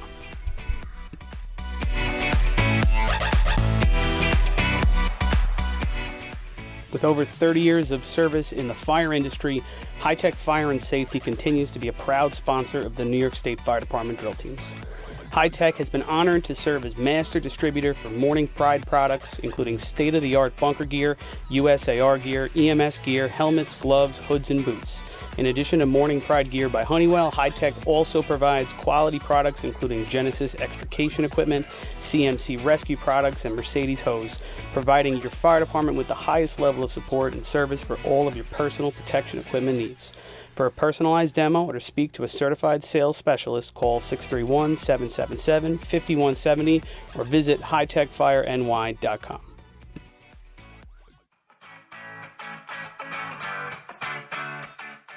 H2M Architects and Engineers is a full-service consulting and design firm with a dedicated team that has over 200 years of combined experience serving the emergency services industry. No one understands the needs of first responders better than fellow service members, and H2M is proud to count several of their own staff among them. Whether it's a rehabilitation project or new construction, each design considers the responder's workflow, enabling safer operations and faster response times when it matters most. H2M is proud of their long history of client service and consistent ability to meet architectural, engineering, and environmental challenges head-on while offering a practical approach with creative results. Remember, quality response deserves quality design. For more information, please visit www.h2m.com.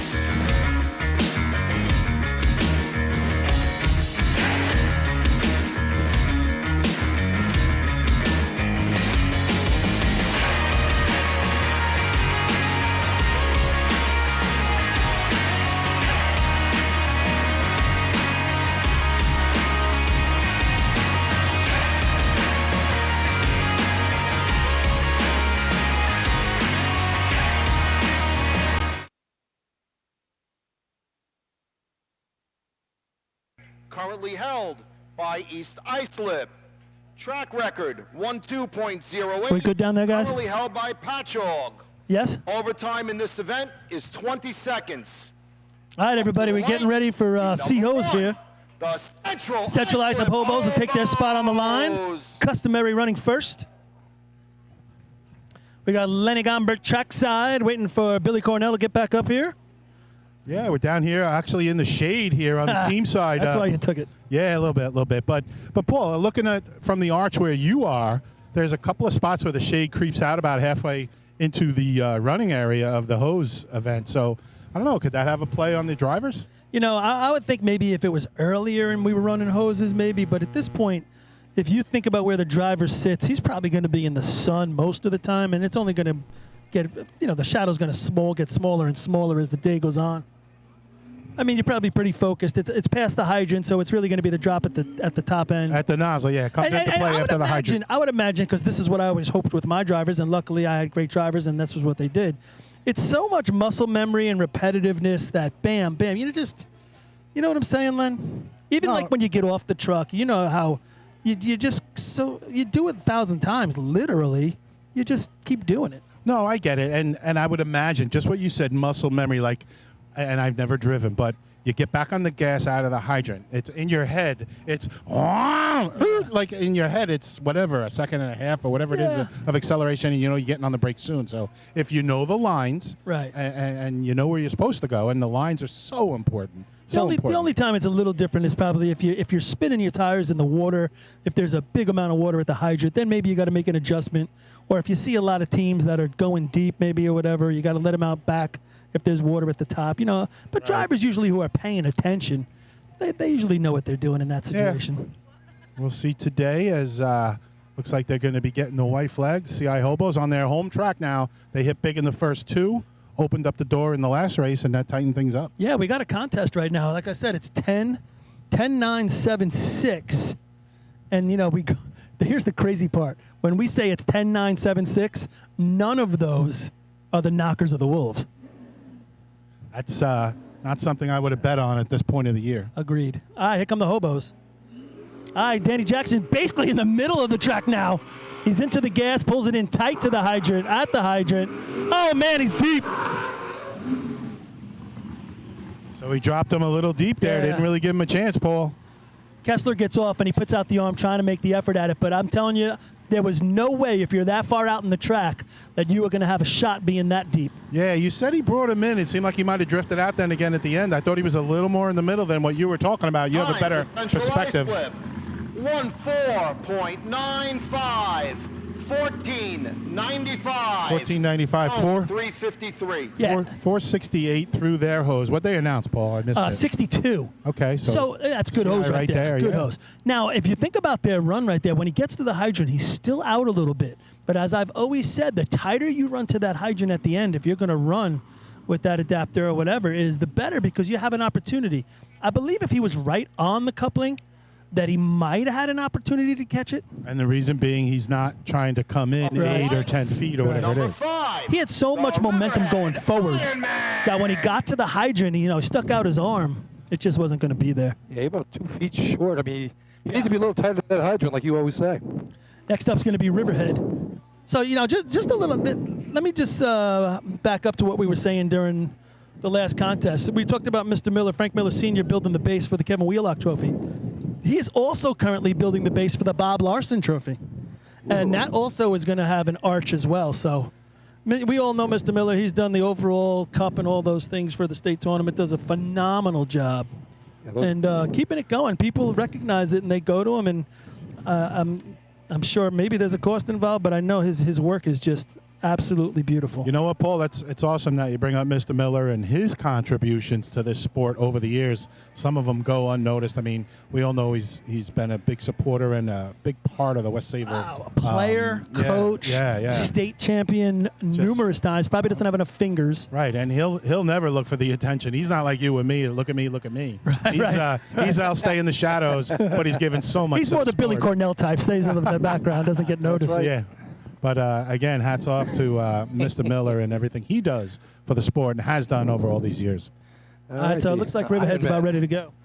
1466 last week at the Farmerville Invite. Polish Pima Sugar on a hydrant today. He had a nice time last week. Tell you what, not only is he getting better at the hydrant, but he brings those tall boy Polish beers, and they are tasty. Aren't they? They are terrific. And only 4.5%, so you can drink a few of them. Oh, who wants that? I went to 9%. Yeah, I know you do. All right, he had 8 for last week for Pete. Let's see what we can do today. Bring it into the cone. Little squirrely at the hydrant. He's going to have to park it a little bit. He's off. He's got water in the hose. Let's see if Kyle can put it on the flap. They get there, broken nozzle on. Leaves the braking length out in front, but he hits the target. Yeah, he left it right in front of him. 8:24 open. This is going to be a low 14, I think. Time for Riverhead, 14.20. 14, so 20, 470 through their hose. 377. If you're asking me, Riverhead back on the track this year after a little hiatus. Number 7. They've run 4 contests. They put 4 numbers up. So it's pretty good. They're showing improvement, and that's all you can ask for. And I know they've had a tough time getting together for practice with work schedules and all that, but you got to give them credit for putting in the effort. Yeah, that 14.20 takes another half a second off last week's shot and getting better. Look smooth there. They can dial it in a little bit harder with the truck and maybe give him a little more time. I think Riverhead Fire Department and Fire District should be proud of this team. Getting back out here, representing, again, Riverhead back in the day. For some of the old-timers, they know this team was solid back in the mid-1900s. I know it sounds like a long time ago, but they have a great racing reputation, and Riverhead trying to make it happen again. All right, Bay Shore on the line. Another team trying to make it happen again, that's for sure. They could use a Hydro Man down there. I mean, I seen Dan Solano out there. He wasn't getting his knees bloody. No. I thought you were talking about Paulie, he runs but I guess not. Runs a different style. Well, I'm just throwing it at Paulie. I mean, if Dan Solano can still do this, wait, faster B-rig. Wait, Billy. Paul said he runs a different style. What does that mean? He gets it on? No, what does that mean? No. That's a different style. No. Yeah, Danny gets it on. Yeah, it is a different style. My problem is I'm trying to run a 12-2 even in practice. In B-host, you do a good job of that. Yeah, that's thank you. So Big Show's going to run a little COs right here. Sure thing. Here we go. Didn't run C ladder. You know what? We're not quite southward Hole looking out this way. Oh man. So we're looking actually. What is that? West. We're looking west. What do you think about the? What do you think about the directions of the track, like east-west versus hold north-south? on, we got a delay here. People on the track? People on the right track. under the arch. There was a family. Yeah, trying to sneak through. They were grabbing the aluminum on they were the taking north to the junkyard. side with little kids. So Bobby Miller seen You're the one who that put it out there. Stopping. All right, here comes Bayshore. They weren't wasting time. Not at all. Molt brings him in there. He's going to be tight. Lets him go. Next right-hand turn. Just goes underneath. Man, you got to love that right-hand turn, but he just went underneath. Now he's a little bit of trouble with the nozzle. Gets it on, hits the target.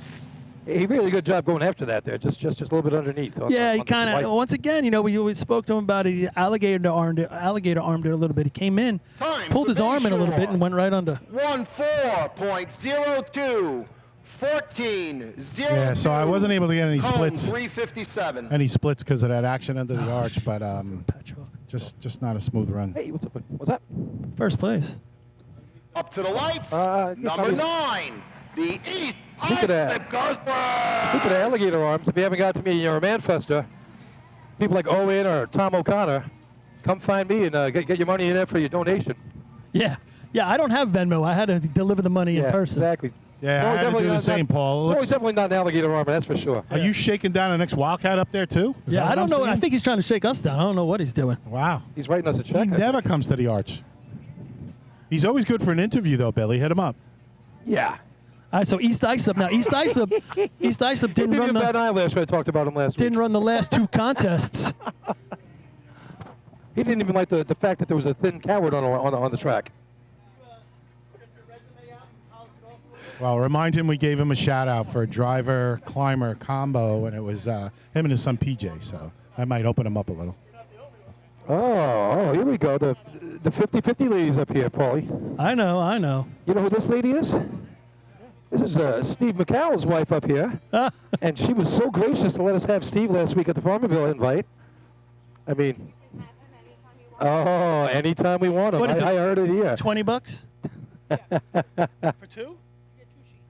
All right. I'm paying for Lenny, too, so just so he knows. Yeah, put me and Paul. You know I got your back. And there's another one there. All right, so East Islip's got the track right here. Now, last time we see East Islip, it's at the county, and Chuck had a bit of a tough day, so I know they've been working on it. We talked about his adapters pointing really down right here. Tight as it gets right there on the start line. And here, you know, you back up. There's not a lot of room to back up to that start line, and the curb is out there, so you got to be careful where you're going to go. Tommy's definitely going to bring him in closer. He already is. Approaching the cone. Now he's in as tight as it gets.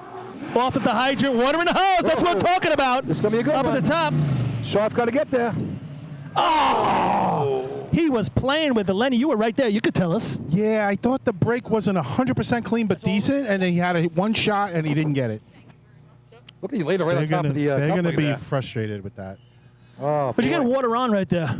Time for East Islip, 18.86, 1886. I'm not sure if I nailed it or not, Paul. I had 691. Yeah, I thought it was pretty good. 353. Like I said, we'd have to watch the video back. I thought the brake was 90% clean, and then I thought he had a shot if he had the quick hands. I thought he had two shots. Yeah, I thought he might have. He might have. He spun it, and then he realized he didn't have it on, and he spun it again, and then the water came out. Yeah, real nice job, Tom, getting him up to the top with a lot of speed, so they had time to make that thing. Plenty of time. And we all know that the CI, it's not the lightning water you get at Hempstead or North Belmore, or actually Merrick Track, let's put it that way. But you have shot for two shots here, especially when Tommy puts you on the money like that. Just didn't get it done. I guess this is what, South Hempstead coming to the line? Here they are, yep. The old Empire Hose To the lights, number C 10, truck. the South Hempstead Rascals. That Ray Spatz putting it on the hydrant right there? Sure is. Yeah, you got cigar, profile. Then you got a chance. Mike He's your Spatz is adapter, starting to be man. doing Yeah, the you hydrant got a today. chance. You know, we come off Chuck Tregulier running right there, who you always love to watch. This is the guy I love to watch, just like Chuck. I love watching Spatz run hydrant. Attacks it same way, hardcore, runs it tight, and always going for the big shot. Too. Always. Always Never- going for the big never shot. laying up. Exactly, and I'm a big fan, as you know, of that. Yeah, Rascal's switching the nozzle man out with the anchor man, so we'll have Ryan Maher up top, the climber. He'll be shooting the nozzle. Vinny Tires goes to the anchor spot. So, Paul, you're going back to Benny the Costello. old Hornet saying, go hard or go home, right? Yeah, right. Has a great shirt right there. Everybody wore those shirts at that one state drill. I think it was at Hempstead, right? Everybody was wearing them because you got it your was the team name on the coolest front. shirt, man. You got your team name on the front, and you had the go hard or go home on the back. All right, couple good revs. Let's see what this truck can do. All right, Tom Moore bringing him in tight. Just where East Islip was. Lets him go. He's got a little bit of running room. Man, he attacks it, throws the stick down hard, but he got dropped back. They're going to have a little time up here. Oh, maybe not. No, a lot of extra steps at both ends, Paul. I don't know if they had a chance. 479 water through the hose. Well, first time out for Ryan Maher today, so I don't think his father might have given him a couple extra steps there to try and help him out. I sure did. Yeah, I don't think they gave him a chance down this end. Well, Spatz wasn't giving him a chance to run that long. 19.48, 1948. 1948. Cone 376. 1948. My Up brother to the Jimmy. light, number 11, the Lindenhurst there. All right, we talked about Ryan Kinley being out. They didn't run ladders. There comes Lindenhurst. So they're, after two races off, making an appearance again, and they can run hose here. So, you know, they might have something to say for top five today at the rest of the drill. They can run the rest of these contests. Yeah, a couple of heavy shots this year for these guys so far. 777, 783. Two heavy shots. Brendan Sullivan doing a nice job on the hydrant. Tommy Weck usually runs a tight line like you always like to say. C hose, not so much. 1447 to go, but we know it's better than that. We know that they got good hose. And talking to Cazzetto today, the nozzle man, we all love that kid. He says, look out today. We're gonna do some damage today. All right. Is that what he told you? No doubt about it. I love the confidence, and when you're not running ladders, it's awfully hard to get yourself psyched up for that next contest. They ran a 7.96 here last year for a three-pointer. And 2 years ago, they ran another 7 as well. So they like this track. They like coming here 7.97 2 years ago. So looking to build on the 7s and the B-hose, but let's see what the C-Truck does first. Paul, just to lean on what you said, it's tough if you don't run ladders at all. It's tough if you maybe don't have the best ladder climber. But if first place is 9 points right now? Yep. You still got 5 events. You can catch up. Oh, no doubt You about can it. get there. So if you can run the rest of the day, you're not out of it yet, but you got to start now. No, I agree, but my point is that what happens is when you don't run those contests, I'd rather put it like Bayshow's doing. They put in a ladder climber who might get better as time goes on, but at least you feel like you're in the momentum of the drill. Yeah, it's demoralizing to sit on the sideline. Track's been given. All right, here we go. Snails are ready. Tommy Weck. Yeah, driving it in close again. Now he fades a little bit out to the middle of the track. He's going to have to bring it back. He does. Over the cone. He's in tight where everybody else is back now. At the hydrant, Brendan Sullivan's got water in. Up at the chop. Wow, he dropped him on top of it. Cazzetto's got it. Oh, a little underneath. Low. I thought the water was going to come out and hit the braking leg. He threw it so high in the air. I thought the water was going to nail it. This is right around 13 flat. 13.03. 13. So 13.03, 747 hookup. 360. So the cone 360, 472 through the hose. He did drop him a little deep. Great adjustment down here by the nozzle man and breaker to throw the brakes on hard. Just goes a little low on the flap. Yeah, he missed it. You think about if he hits that flap with that 13.03, what are we talking about, 12.7? 12.7. Sounds about right. Yeah, he threw that braking coupling straight up in the air, about 2 feet. Listen, I've seen people throw it, but they throw it across the street. He threw it straight up where I thought the stream was going to come out and hit it. That would have been something we've never seen. Oh, man, oh, man. So good-looking shot there. 13.03 could have been a lot better, but let's see what Miller Place has to say about that on the line. Miller Place at the State Drill is going to have something to say about something somewhere. And I'm going to bet it's either in, probably most likely B-Hose will be their gameplay. But all right, so guys, I'm down here with Timmy from the Snails. He's been with the team a long time. Timmy, tell us what you thought about that C-Hose. I think that's a good run. And all my teams out there rooting for them, and I hope they win. They're going to come back strong in B-Hose, right? Yes, they are. All right, congratulations to the Snails. Give them a shout-out. Good job, Snails. We're going for it. All right, there you go. Timmy from the Snails. Everybody loves Timmy. Everybody loves Timmy. Big supporter of the Snails. Yeah. No, every tournament you see the Snails, you see him out there. Yep. And he knows everybody. Big smile on his face. Oh, he's like the mayor, man. Oh, and when the Snails do well, boy, is he happy or what? All right, Scott Letizzo in the truck here. Big pickup here for Miller Place this year. There's a bunch of pickups, right? They just got to pick up a C truck. MP's in the house. It's coming on. Kiki All up right, top. here we go. Little fade out. He's going to have to bring it back in. Real quiet coming in. Hard break. I think he's deep, and he's passed. He's way deep, Paul. Didn't really give him a chance to perform. I tell you what. Nice job on a nozzle. I tell you what, those two guys at the top jogged there because they knew they were passed, and they just get it on. He almost blew him off for that jog. That's hustle right there. And That wasn't hustle. Scotty came back hard on that thing. Got it. That was a as fast as he could. That was a meander. Oh, come on, they were on it. They got it on it. They didn't have hustle. speed coming in. They didn't get lucky. Please. Ooh. There will be a no time for Miller Place. Driver did not have his face shield down. Safety issue. Yikes. Getting the Central Islip Invite Scott Rice Award. First of the day. Yep. Now, if you had happened twice. Yeah. Doesn't have the visor. So I got someone near me that said it looked like it was down when he came through Up here. to the lights. Could Number 13, the Farmingville Bandits. Could the wind get under it, guys, and I'm make sure. it flutter? Or I mean, again, I'm Oh, not a you mean make driver. it go up? I don't think I don't know. it I might don't make know it if go snaps down. in. I don't think it go up. I don't know. Well, made the roof come up today. You never know. That's I mean, true. Thank goodness they didn't have a solid shot, you know. And it's probably not going to cost Well, maybe that's why he was deep. He was putting his visor down. Oh, boy. Maybe he snapped it down after he took off. He realized. What do you do at that point? Do you try to snap it down? Like, where do you go with that? Great story about I still don't think they should let you off the line if you don't have it down. Dude, in the first place. talking about that one. So we're running C ladder at the state drill. Danny Boucher climbing, and we leave the start line. His chin strap comes off. It's hanging down. We go down. Boom. We take first place. We win the contest. He comes down. He's got it wrapped under his chin or whatever. We come down. We walk off. First place. Oh man, cheating. Yeah, we cheated. We cheated at least. That chin strap mattered. We cheated at least 3/10. Yeah, that And definitely it's still the team record, right? It's still the team record. It's a team record. We cheated 3/10 with the chin strap. That chin strap being off, where he was unabated to get where he had to get to. Exactly. No, the best part was he was probably thinking about that. Here come the You're right. There's one more thing you don't want to think about. Exactly. All right, here comes Farmanville. 12.98 last week. Making their way. They were deep in ladders. Now he's going to be back a little bit. Double break at the hydrant. Water in the hose. Eddie K, you got to get this. Up at the top. Nozzle on. Going to have a target. Just a little That's bit. a save right there, guys. That's a save.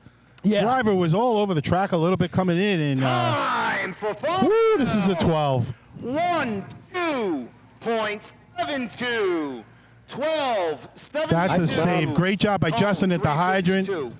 Eddie lighting up the target. That's a save, in my opinion. Yeah, 72. I mean, that's looking more like they did last year at the state drill. So they're coming into their own, hopefully, in hoses. They'll have something to say about it. Yeah, really nice move those points around, but I thought he could have hit the target better. Yeah, I think that was pretty good. 461 through the hose. It was low left. So the water continues to be good. I thought last week one of the most exciting things I've seen was when they got their hose tested. Billy, we talked about it. They were right on to the 100th. And, to the 100th. One more 100th, they were gone. That's competition right there. I mean, you gain an advantage wherever you can. And Well, they've had good hose for a couple years now. Yeah, I mean, they're running. They know what they're doing, but you can have the best hose in the world if you're not getting it on the hydrant, driving it well, and hitting the target. That hose doesn't mean nothing. I've seen a lot of teams that we sit there and we go, wow, they got good hose, and they couldn't run a 12 if you gave them $1 million. Couldn't do anything with it, right? Or it was too good. Like, dude, what are you doing? You're trying to buy their hose. Yeah, right? Yeah, you're like, this is too good for you. Lenny, what'd you have water through that hose? I had 61. I had 65. Okay. So, yeah, it's right on the water So time. they're right there. I mean, that's what they were last week. Again, if they were 100th faster last week, they were out. And I don't know. You gain every advantage you can, right, guys? Whether it's through your athletes, whether it's through your motors, your brakes, or your hose. But you're playing with fire, though, because you're bound to get pulled. You're bound to get pulled again. Do you want to play that close all the time? I don't want to be that close, but I'm impressed when a team does it. Selden Slowpokes. Coming off the line, fades a little bit to the middle. You're watching it on TV. You're seeing it at the hydrant. Hard break. Oh, he gets off weird, but he got water in the hose. Come on, let's hit the target, see what we get. Swayze, water. He's got the nozzle on just a little bit high. They didn't have good water through their hose. Boy, he waited. No, not at all. Yeah, I got 512. Stumbled a little bit at the hydrant. Still hooked up at 781. 4.11. 14. 11. 14-11. 373. That 14-11 right now is going to be fourth place. 14-20 sitting in fifth.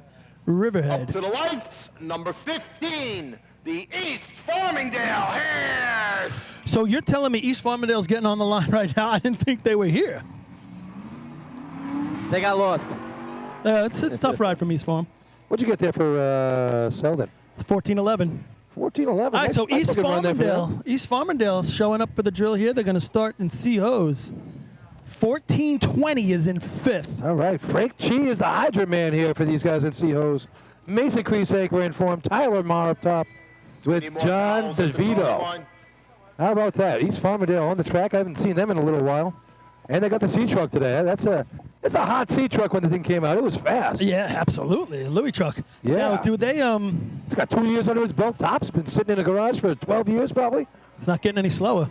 That's for sure.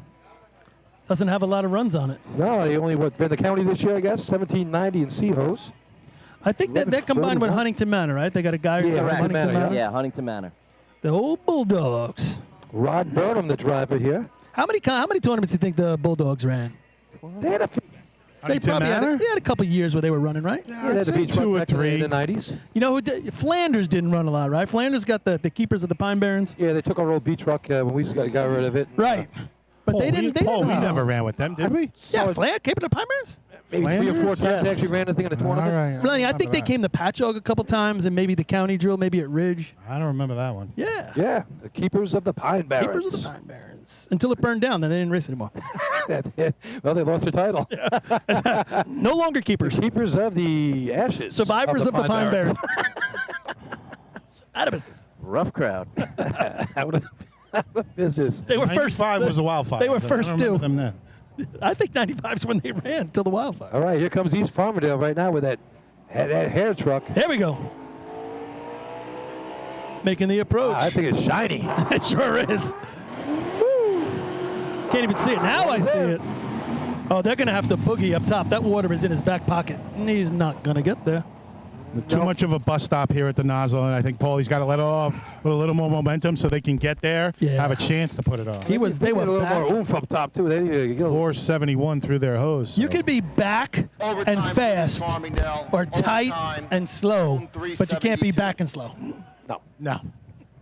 That momentum is a big word, and depending on where you are on the track. Number 17, the call plays Hey, here's the Frogs right here. They had a great day at the county for themselves.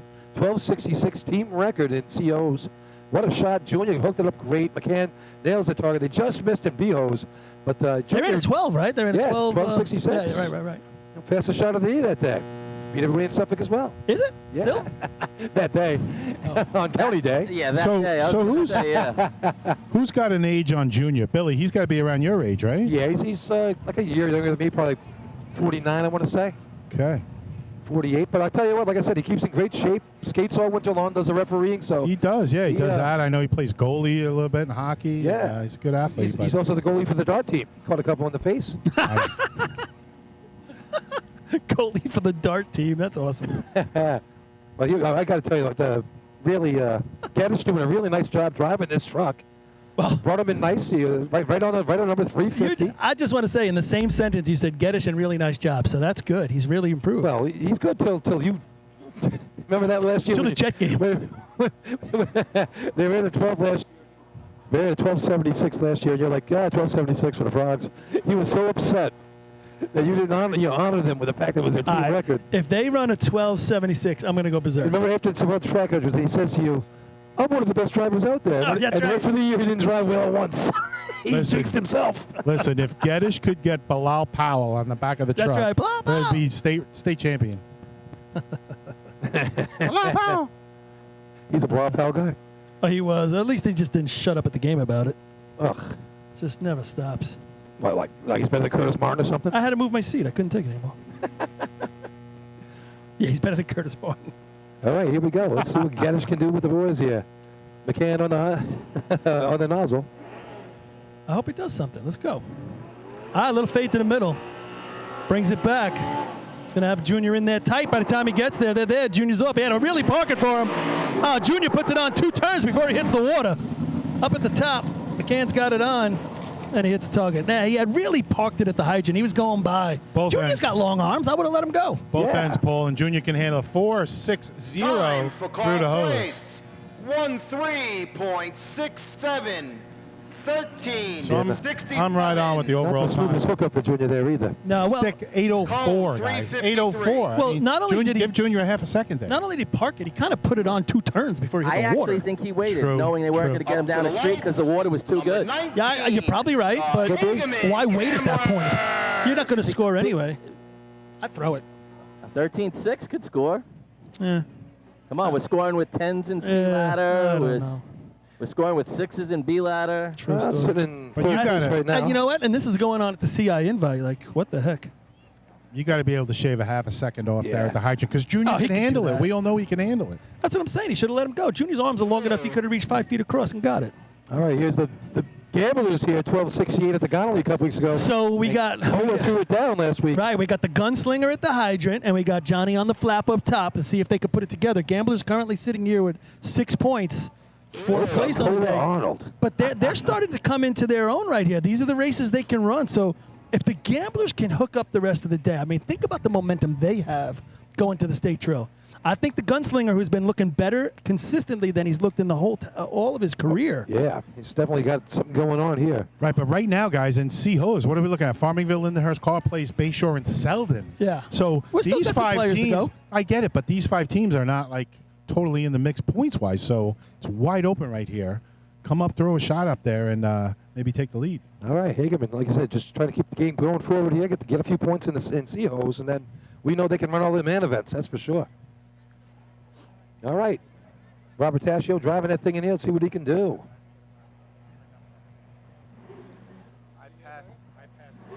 Timmy Dunny The anchor man for Cola. All about that. Straight in. Nice looking Oh, drive. they're coming in tight. Brings it to the cones. He's into the hard break. Lets him go. Cola's off with a little momentum. Oh, the gunslinger does his job. Johnny on the flap. Broken. Nozzle on. Boom. Looking shot. Boom. And Johnny on the flap gets up and looks back at Cola, and he's like, yeah, brother. All right, guys. So the light is in the sun, so I'm not even going to tell you what I got. Hagerman, 1-2.53. 12.53. 12:53. Team record. A team record for Team Hagerman. record. It was 12.63 last year. And I don't know. Did you think Johnny left a little bit out there on the flap? A little bit, right? A little bit. Piston knocker. 467 through the hose, so nothing crazy there. What'd you get water on? I couldn't see with the light. You got it, Rob? Yeah. Okay. 7:15. Yeah, I thought maybe that could have improved a little bit. But if we're gonna do it, Cola looked beautiful right there. His stick hand was totally on point right there. Smooth drive by Robert Tascio. That thing was straight as an arrow. Dropped the nozzle team right where they had to be with that heavy hydrant from Cola. Paul, Great talk job for those guys. Paul, describe that stick hand, what you mean by that for people that have their own hydrant, and when you have Chris Connell coming up. Yeah, perfect example is like we just saw Junior come in, and not his normal run, but you could see how he took time to throw the stick. So in between the time you put the coupling on the hydrant and you throw the water through the hose with the stick, that's your stick time. When are you sending that stick down? And Cola, the gunslinger, is so quick between coupling on, stick down. Hey guys, Chris in the trailer. That it makes a difference. This Hagerman runs the first of our Dirty Dozen or Final 10 here, or the second half. We still haven't called the nickname here, but I think this is going to get real good real quick, this Sea-Hose contest. Agreed, because next up you talk about one guy's the gunslinger. This guy is no joke with the hydrant. Consistently throws the stick quicker than anybody. Scott Rice is going to bring him in hard. He's going to leave him with some momentum. Talk about a stick hand. 12:27, 12:38, best shots of the year for these guys. Yeah, I think Chris Connell's running a hydrant better now than he's done in his entire career. They are definitely doing something special over there in North Lindy. And they need the points. They're not in the top 5 right now. Here he comes. Truck's motivated into the hard break. At the hydrant, lets him go. 2-step drop is in the water. He's got it. Man, it's going to be up top. Kevin Kinley, nozzle on. Waves at it, and he hits it. I got 703, 460 through the hose. Low And 457 through the hose. 12:53 was first. That'll be close. He's right there. He's right there. First. 1-2. Excuse me, with penalty. Time 1-2.58. Just misses that Hagerman shot. 48, so he wouldn't have beat him anyway. 48 to the cone. So he wouldn't have beat him anyway, but boy, that was bang, bang. And I'm telling you right there, even though we said Johnny on the flaps target hit wasn't great, it was better than Kinley's right there. Little bit. And just that a made the little difference. He waved at us just a little Number bit. 22, the Islip. We're only talking guys, hundredths of a second, so. Announcer Chris Perry really messing with us there too, right? At 5 and then letting it hang. I love that stuff, that's right? what it's all about. I like what he said. He said 12, and then he said, "Wait a second, what's he going to say? 11?" With penalty. Listen, we have over 550 people watching right now live between all of our different venues here. I So can't blame him. Everybody, a good show here in the Arch. amen to that. Everybody who's watching right now heard that Top of the announcement. Arch. They were all hanging on the edge of their seats as well. That's the way to do it. It makes it fun. Well, All right. as much as Paul likes to criticize people a lot, he's done that to Chris Perry over the last few years. But I think it's been for the good, Paul. Chris Chris has gotten a lot Chris better, has right? come around and he's come into his own, and we love to hear him on the PA these All right, days. next on the line we have the Wolves from Islip. It might not Another stop. good CO shot right here. Right, it might not stop at 53, 58. We might get another Let's one see right what here. happens here. The, Heavy Kevy back in business. He was not there the last drill. No, I had a little family thing. Truck looked a little squirrely there in Sea Ladder. Let's see what happens here in Sea Hose. So hard to see. Man, the I'd light love right to now. see another big shot come through here. Sun is getting so low; it's got to be right in your guys' back to eyes. back, belly to belly to belly. That's baseball season. All right, here comes Welton. Tommy G going to be breaking today for Matt Rodden up top. Little switch there. See what the smasher can do. Welton bringing it in tight. It's a little squirrely at the hydrant. He lets him go. Drops the coupling in his hand. Man, that squirrely stuff at the last second is not a fan of anybody on the back. Was deep at the nozzle end too, so not Mike's best drive. 460 through the hose, but You know, when you're on the back of Time this, for Islip with penalty 14.41. 1441. Cone 346. Sure. Yeah, a little squirrely at the last second of the hydrant. I think it probably threw Kevin's timing off a little bit there. Thought he had a good shot at it, but just didn't want to stick onto the Up to adapter. the lights, number 24, the West Sayville Flying Dutchman. All right, West Sable on the line here. No breakdown this time, and they are. This is a big shot here for West Sable to get into this game. No break. Central Islip 1495 and out no of the power running. steering fluid still. And no power steering fluid to boot. So doors wide open for them. Heavy shot here gives them the lead in the tournament. Oh, it was French fries up here today. You guys want some French fries? Why do I always miss the fries? I am trackside. Billy, get me an extra one, will you? Hook a brother up. Look at me. I'm wasting away to nothing, Rob. You wanted to go down on the ground. You want to be in the price It is the shade. You want to be in the shade? That's what you get. I'll throw you one. Oh my! Like and a whole tray of condiments. I feel like a seal. Oh yeah, sauerkraut today. It is shark mustard. Billy, that's everything. Billy brings his own condiments now, folks. Well, he breaks out of his bag. Like to thank the juniors here from Central Islip Hobos helping us out here today. Yeah, good luck tomorrow in your tournament. Billy Cornell breaks out a gallon Ziplocs with mayo, mustard, ketchup, relish, salt, hot pepper, sauce. barbecue. Yeah, turtle sauce. I mean, he's got everything. Turtle sauce. You know, we can't keep the roof on the orange, but we will get you some chow once in a while. You know? We ain't good at Selden, too. Calm down. All right, West Sable on the line. Here we go. He's out in the middle of the track. He's going to have to bring this in a little bit. Approaching the hydrant. He's still way out there, boy. Way out. Woo! He does a nice job getting it on the hydrant. Just a little low. Yeah, that thing really pulled out into the middle, and you can see that the power steering fluid definitely didn't help. Popped a little wheelie out there, too, I thought, Billy. 472 water through the hose. Sayville, 13.13. 13. Mockingbird Cone Lane. 352. Just behind that For 13. all you Munster fans. Yep, 13. Up to the Mockingbird lights, Lane is number 25, fifth, right? The North Belmore Rinky Dink. I believe it's fifth, yeah. So 13, fifth with North Belmore coming to the line. North Belmore, 9 points on the day. It's a big shot for them. Real big shot for North Belmore. Down by 1 to Central Islip here going to the contest. So run at 12, take over the lead. That's the name of the game right now. Now, do you think they're on the back of the truck and they know about that? I'd know if I was on the back of the truck, I'd know exactly what's going on. Well, I was talking to Pat Clown before the game here, and they switched their pack in the truck. They're having a hard time getting in, so they went to the flat pack now instead of the up and down pack. Most teams have already gone to that. Right, they've already gone to that, and they also put on a couple of those straightening devices that I still think are illegal. But talking to Pat, he says it's something that which they had done 10 years ago when everyone else started cheating. The kickstands? Paul, I would know about the numbers, but with the numbers that are out there right now and the way they can run, I don't know that I'd adjust my run. I think I'm just running my run. Oh, no, they're going to run. I'm just saying they just changed the pack. Pat is very confident now. He came a 5 times roll the exact way he wanted it. So he's just saying, man, I wish we'd have done it sooner. But it doesn't matter. Here they go right now. Mike Bowen driving the truck. They're on the line. White flag has been given, and here come the Ricky Dicks. Here they come. Little all over. Now he's getting in close to the hydrant. Brings him in really tight. Tightest of the day. Whoa! Oh, let's go with a couple of. It might have been too tight. He brought his hand in a little bit. Alligator armed it. Paul, Just a little bit of a hit hiccup. it right on the head. He was too tight. He couldn't extend his arm fully even to get it there. And then it looked like the anchor man might have given it a little yank too there at the end. 14.40. 14.40. Oh, missed opportunity for the Dicks. 352.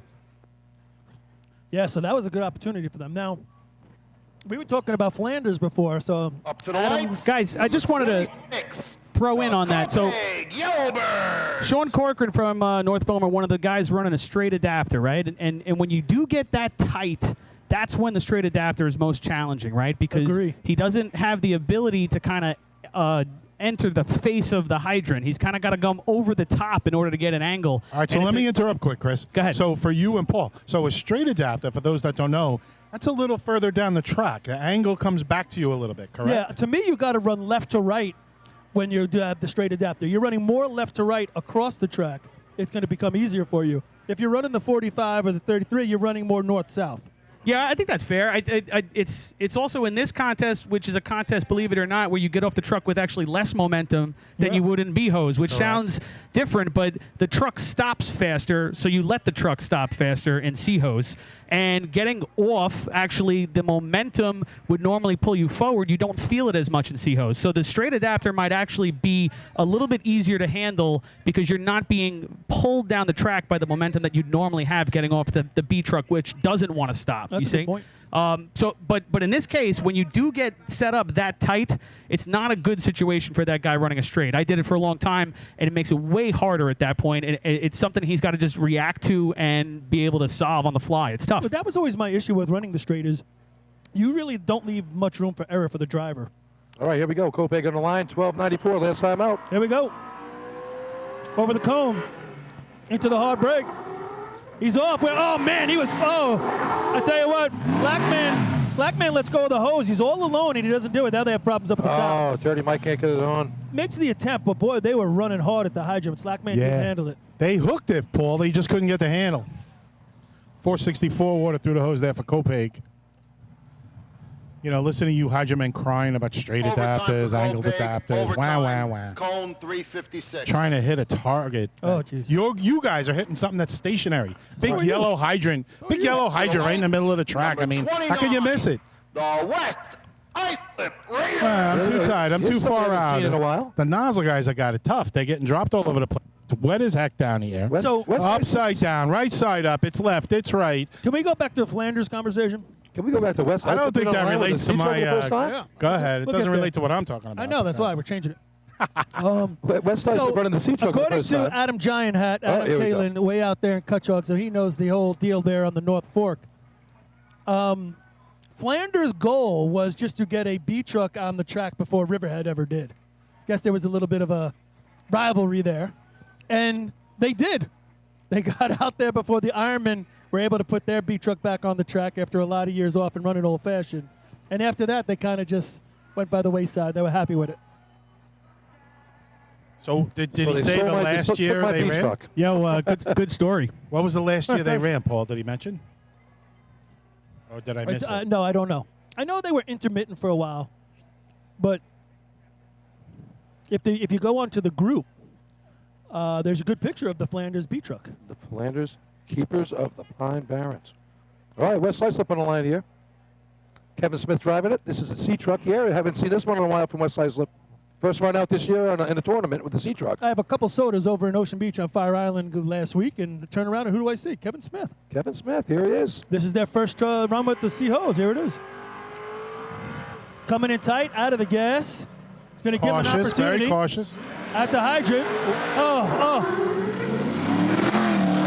A miss might have given him a chance at this end. Yeah. Matt's hooked up. He's waiting. Nice hit on the target by Matt. That's exactly what they said they were going to do. Just something nice and easy. Let's get a rep out there with the truck. And 472 water through the hose. So going to give it some more, I thought. Time for West Islip. 16.76. 16.76. 16, right, he said? 16.76. Cornell's were already here for 40 years in the country when that happened. I was here for 70. To the light, number 30.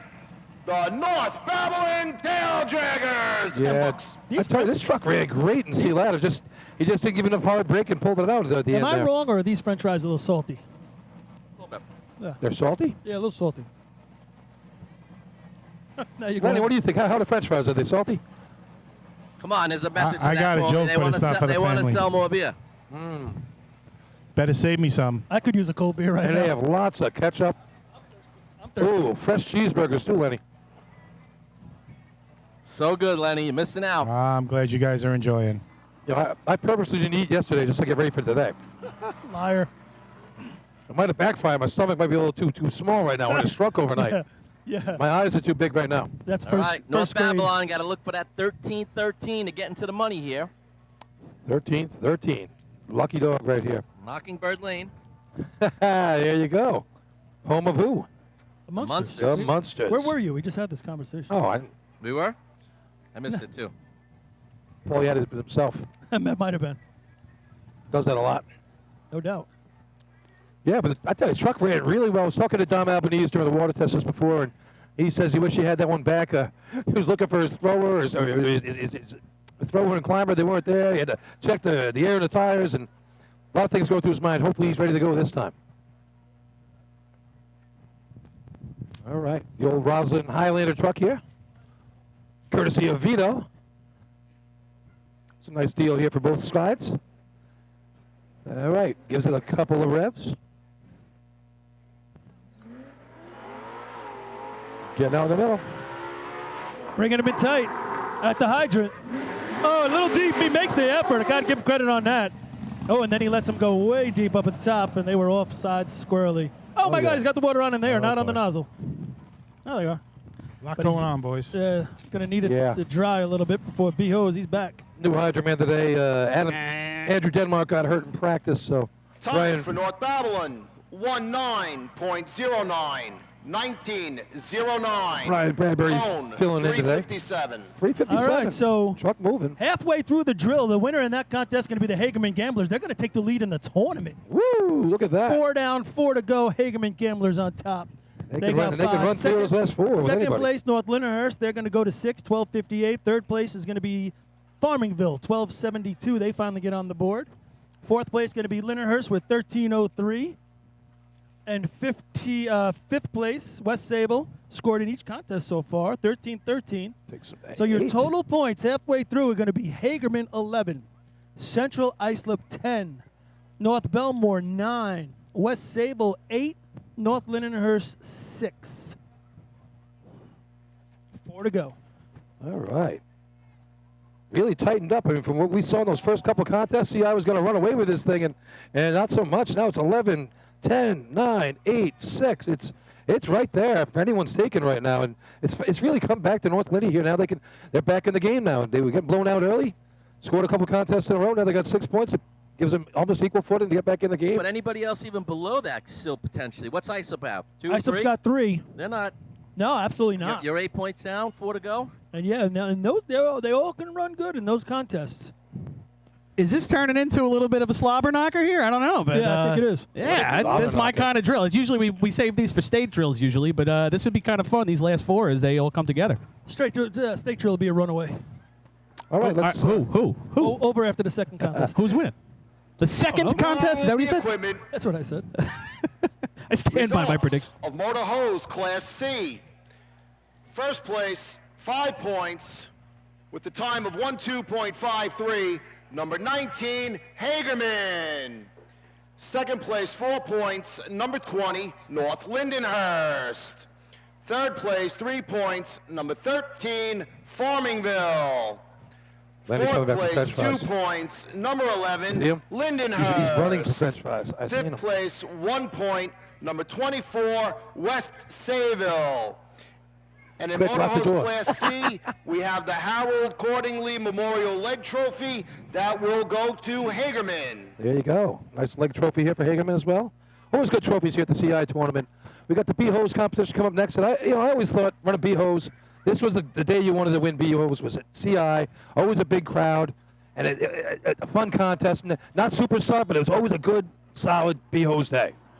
Gonna do a live read? All right, we got a. What do we? We already got them, didn't we? Just a reminder, there is 50/50s going Let's around. go, Food and beverages are being sold. Support your While we're host. getting ready for B-Hose, let's go to commercial quick, and we'll come back and we're going to devour some of these lovely fries and some cheeseburgers up here. Thanks, courtesy of the Central Islip Fire Department. We'll see you in a couple of minutes.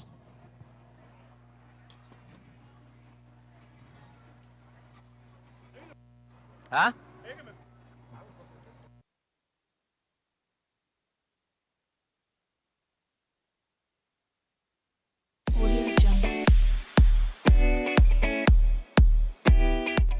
Since 1886, New York State Fire Department Drill Team Competition has helped generations of volunteer firefighters develop teamwork, pride, and efficiency, and our sport is ready now to grow stronger than ever. Fans, we need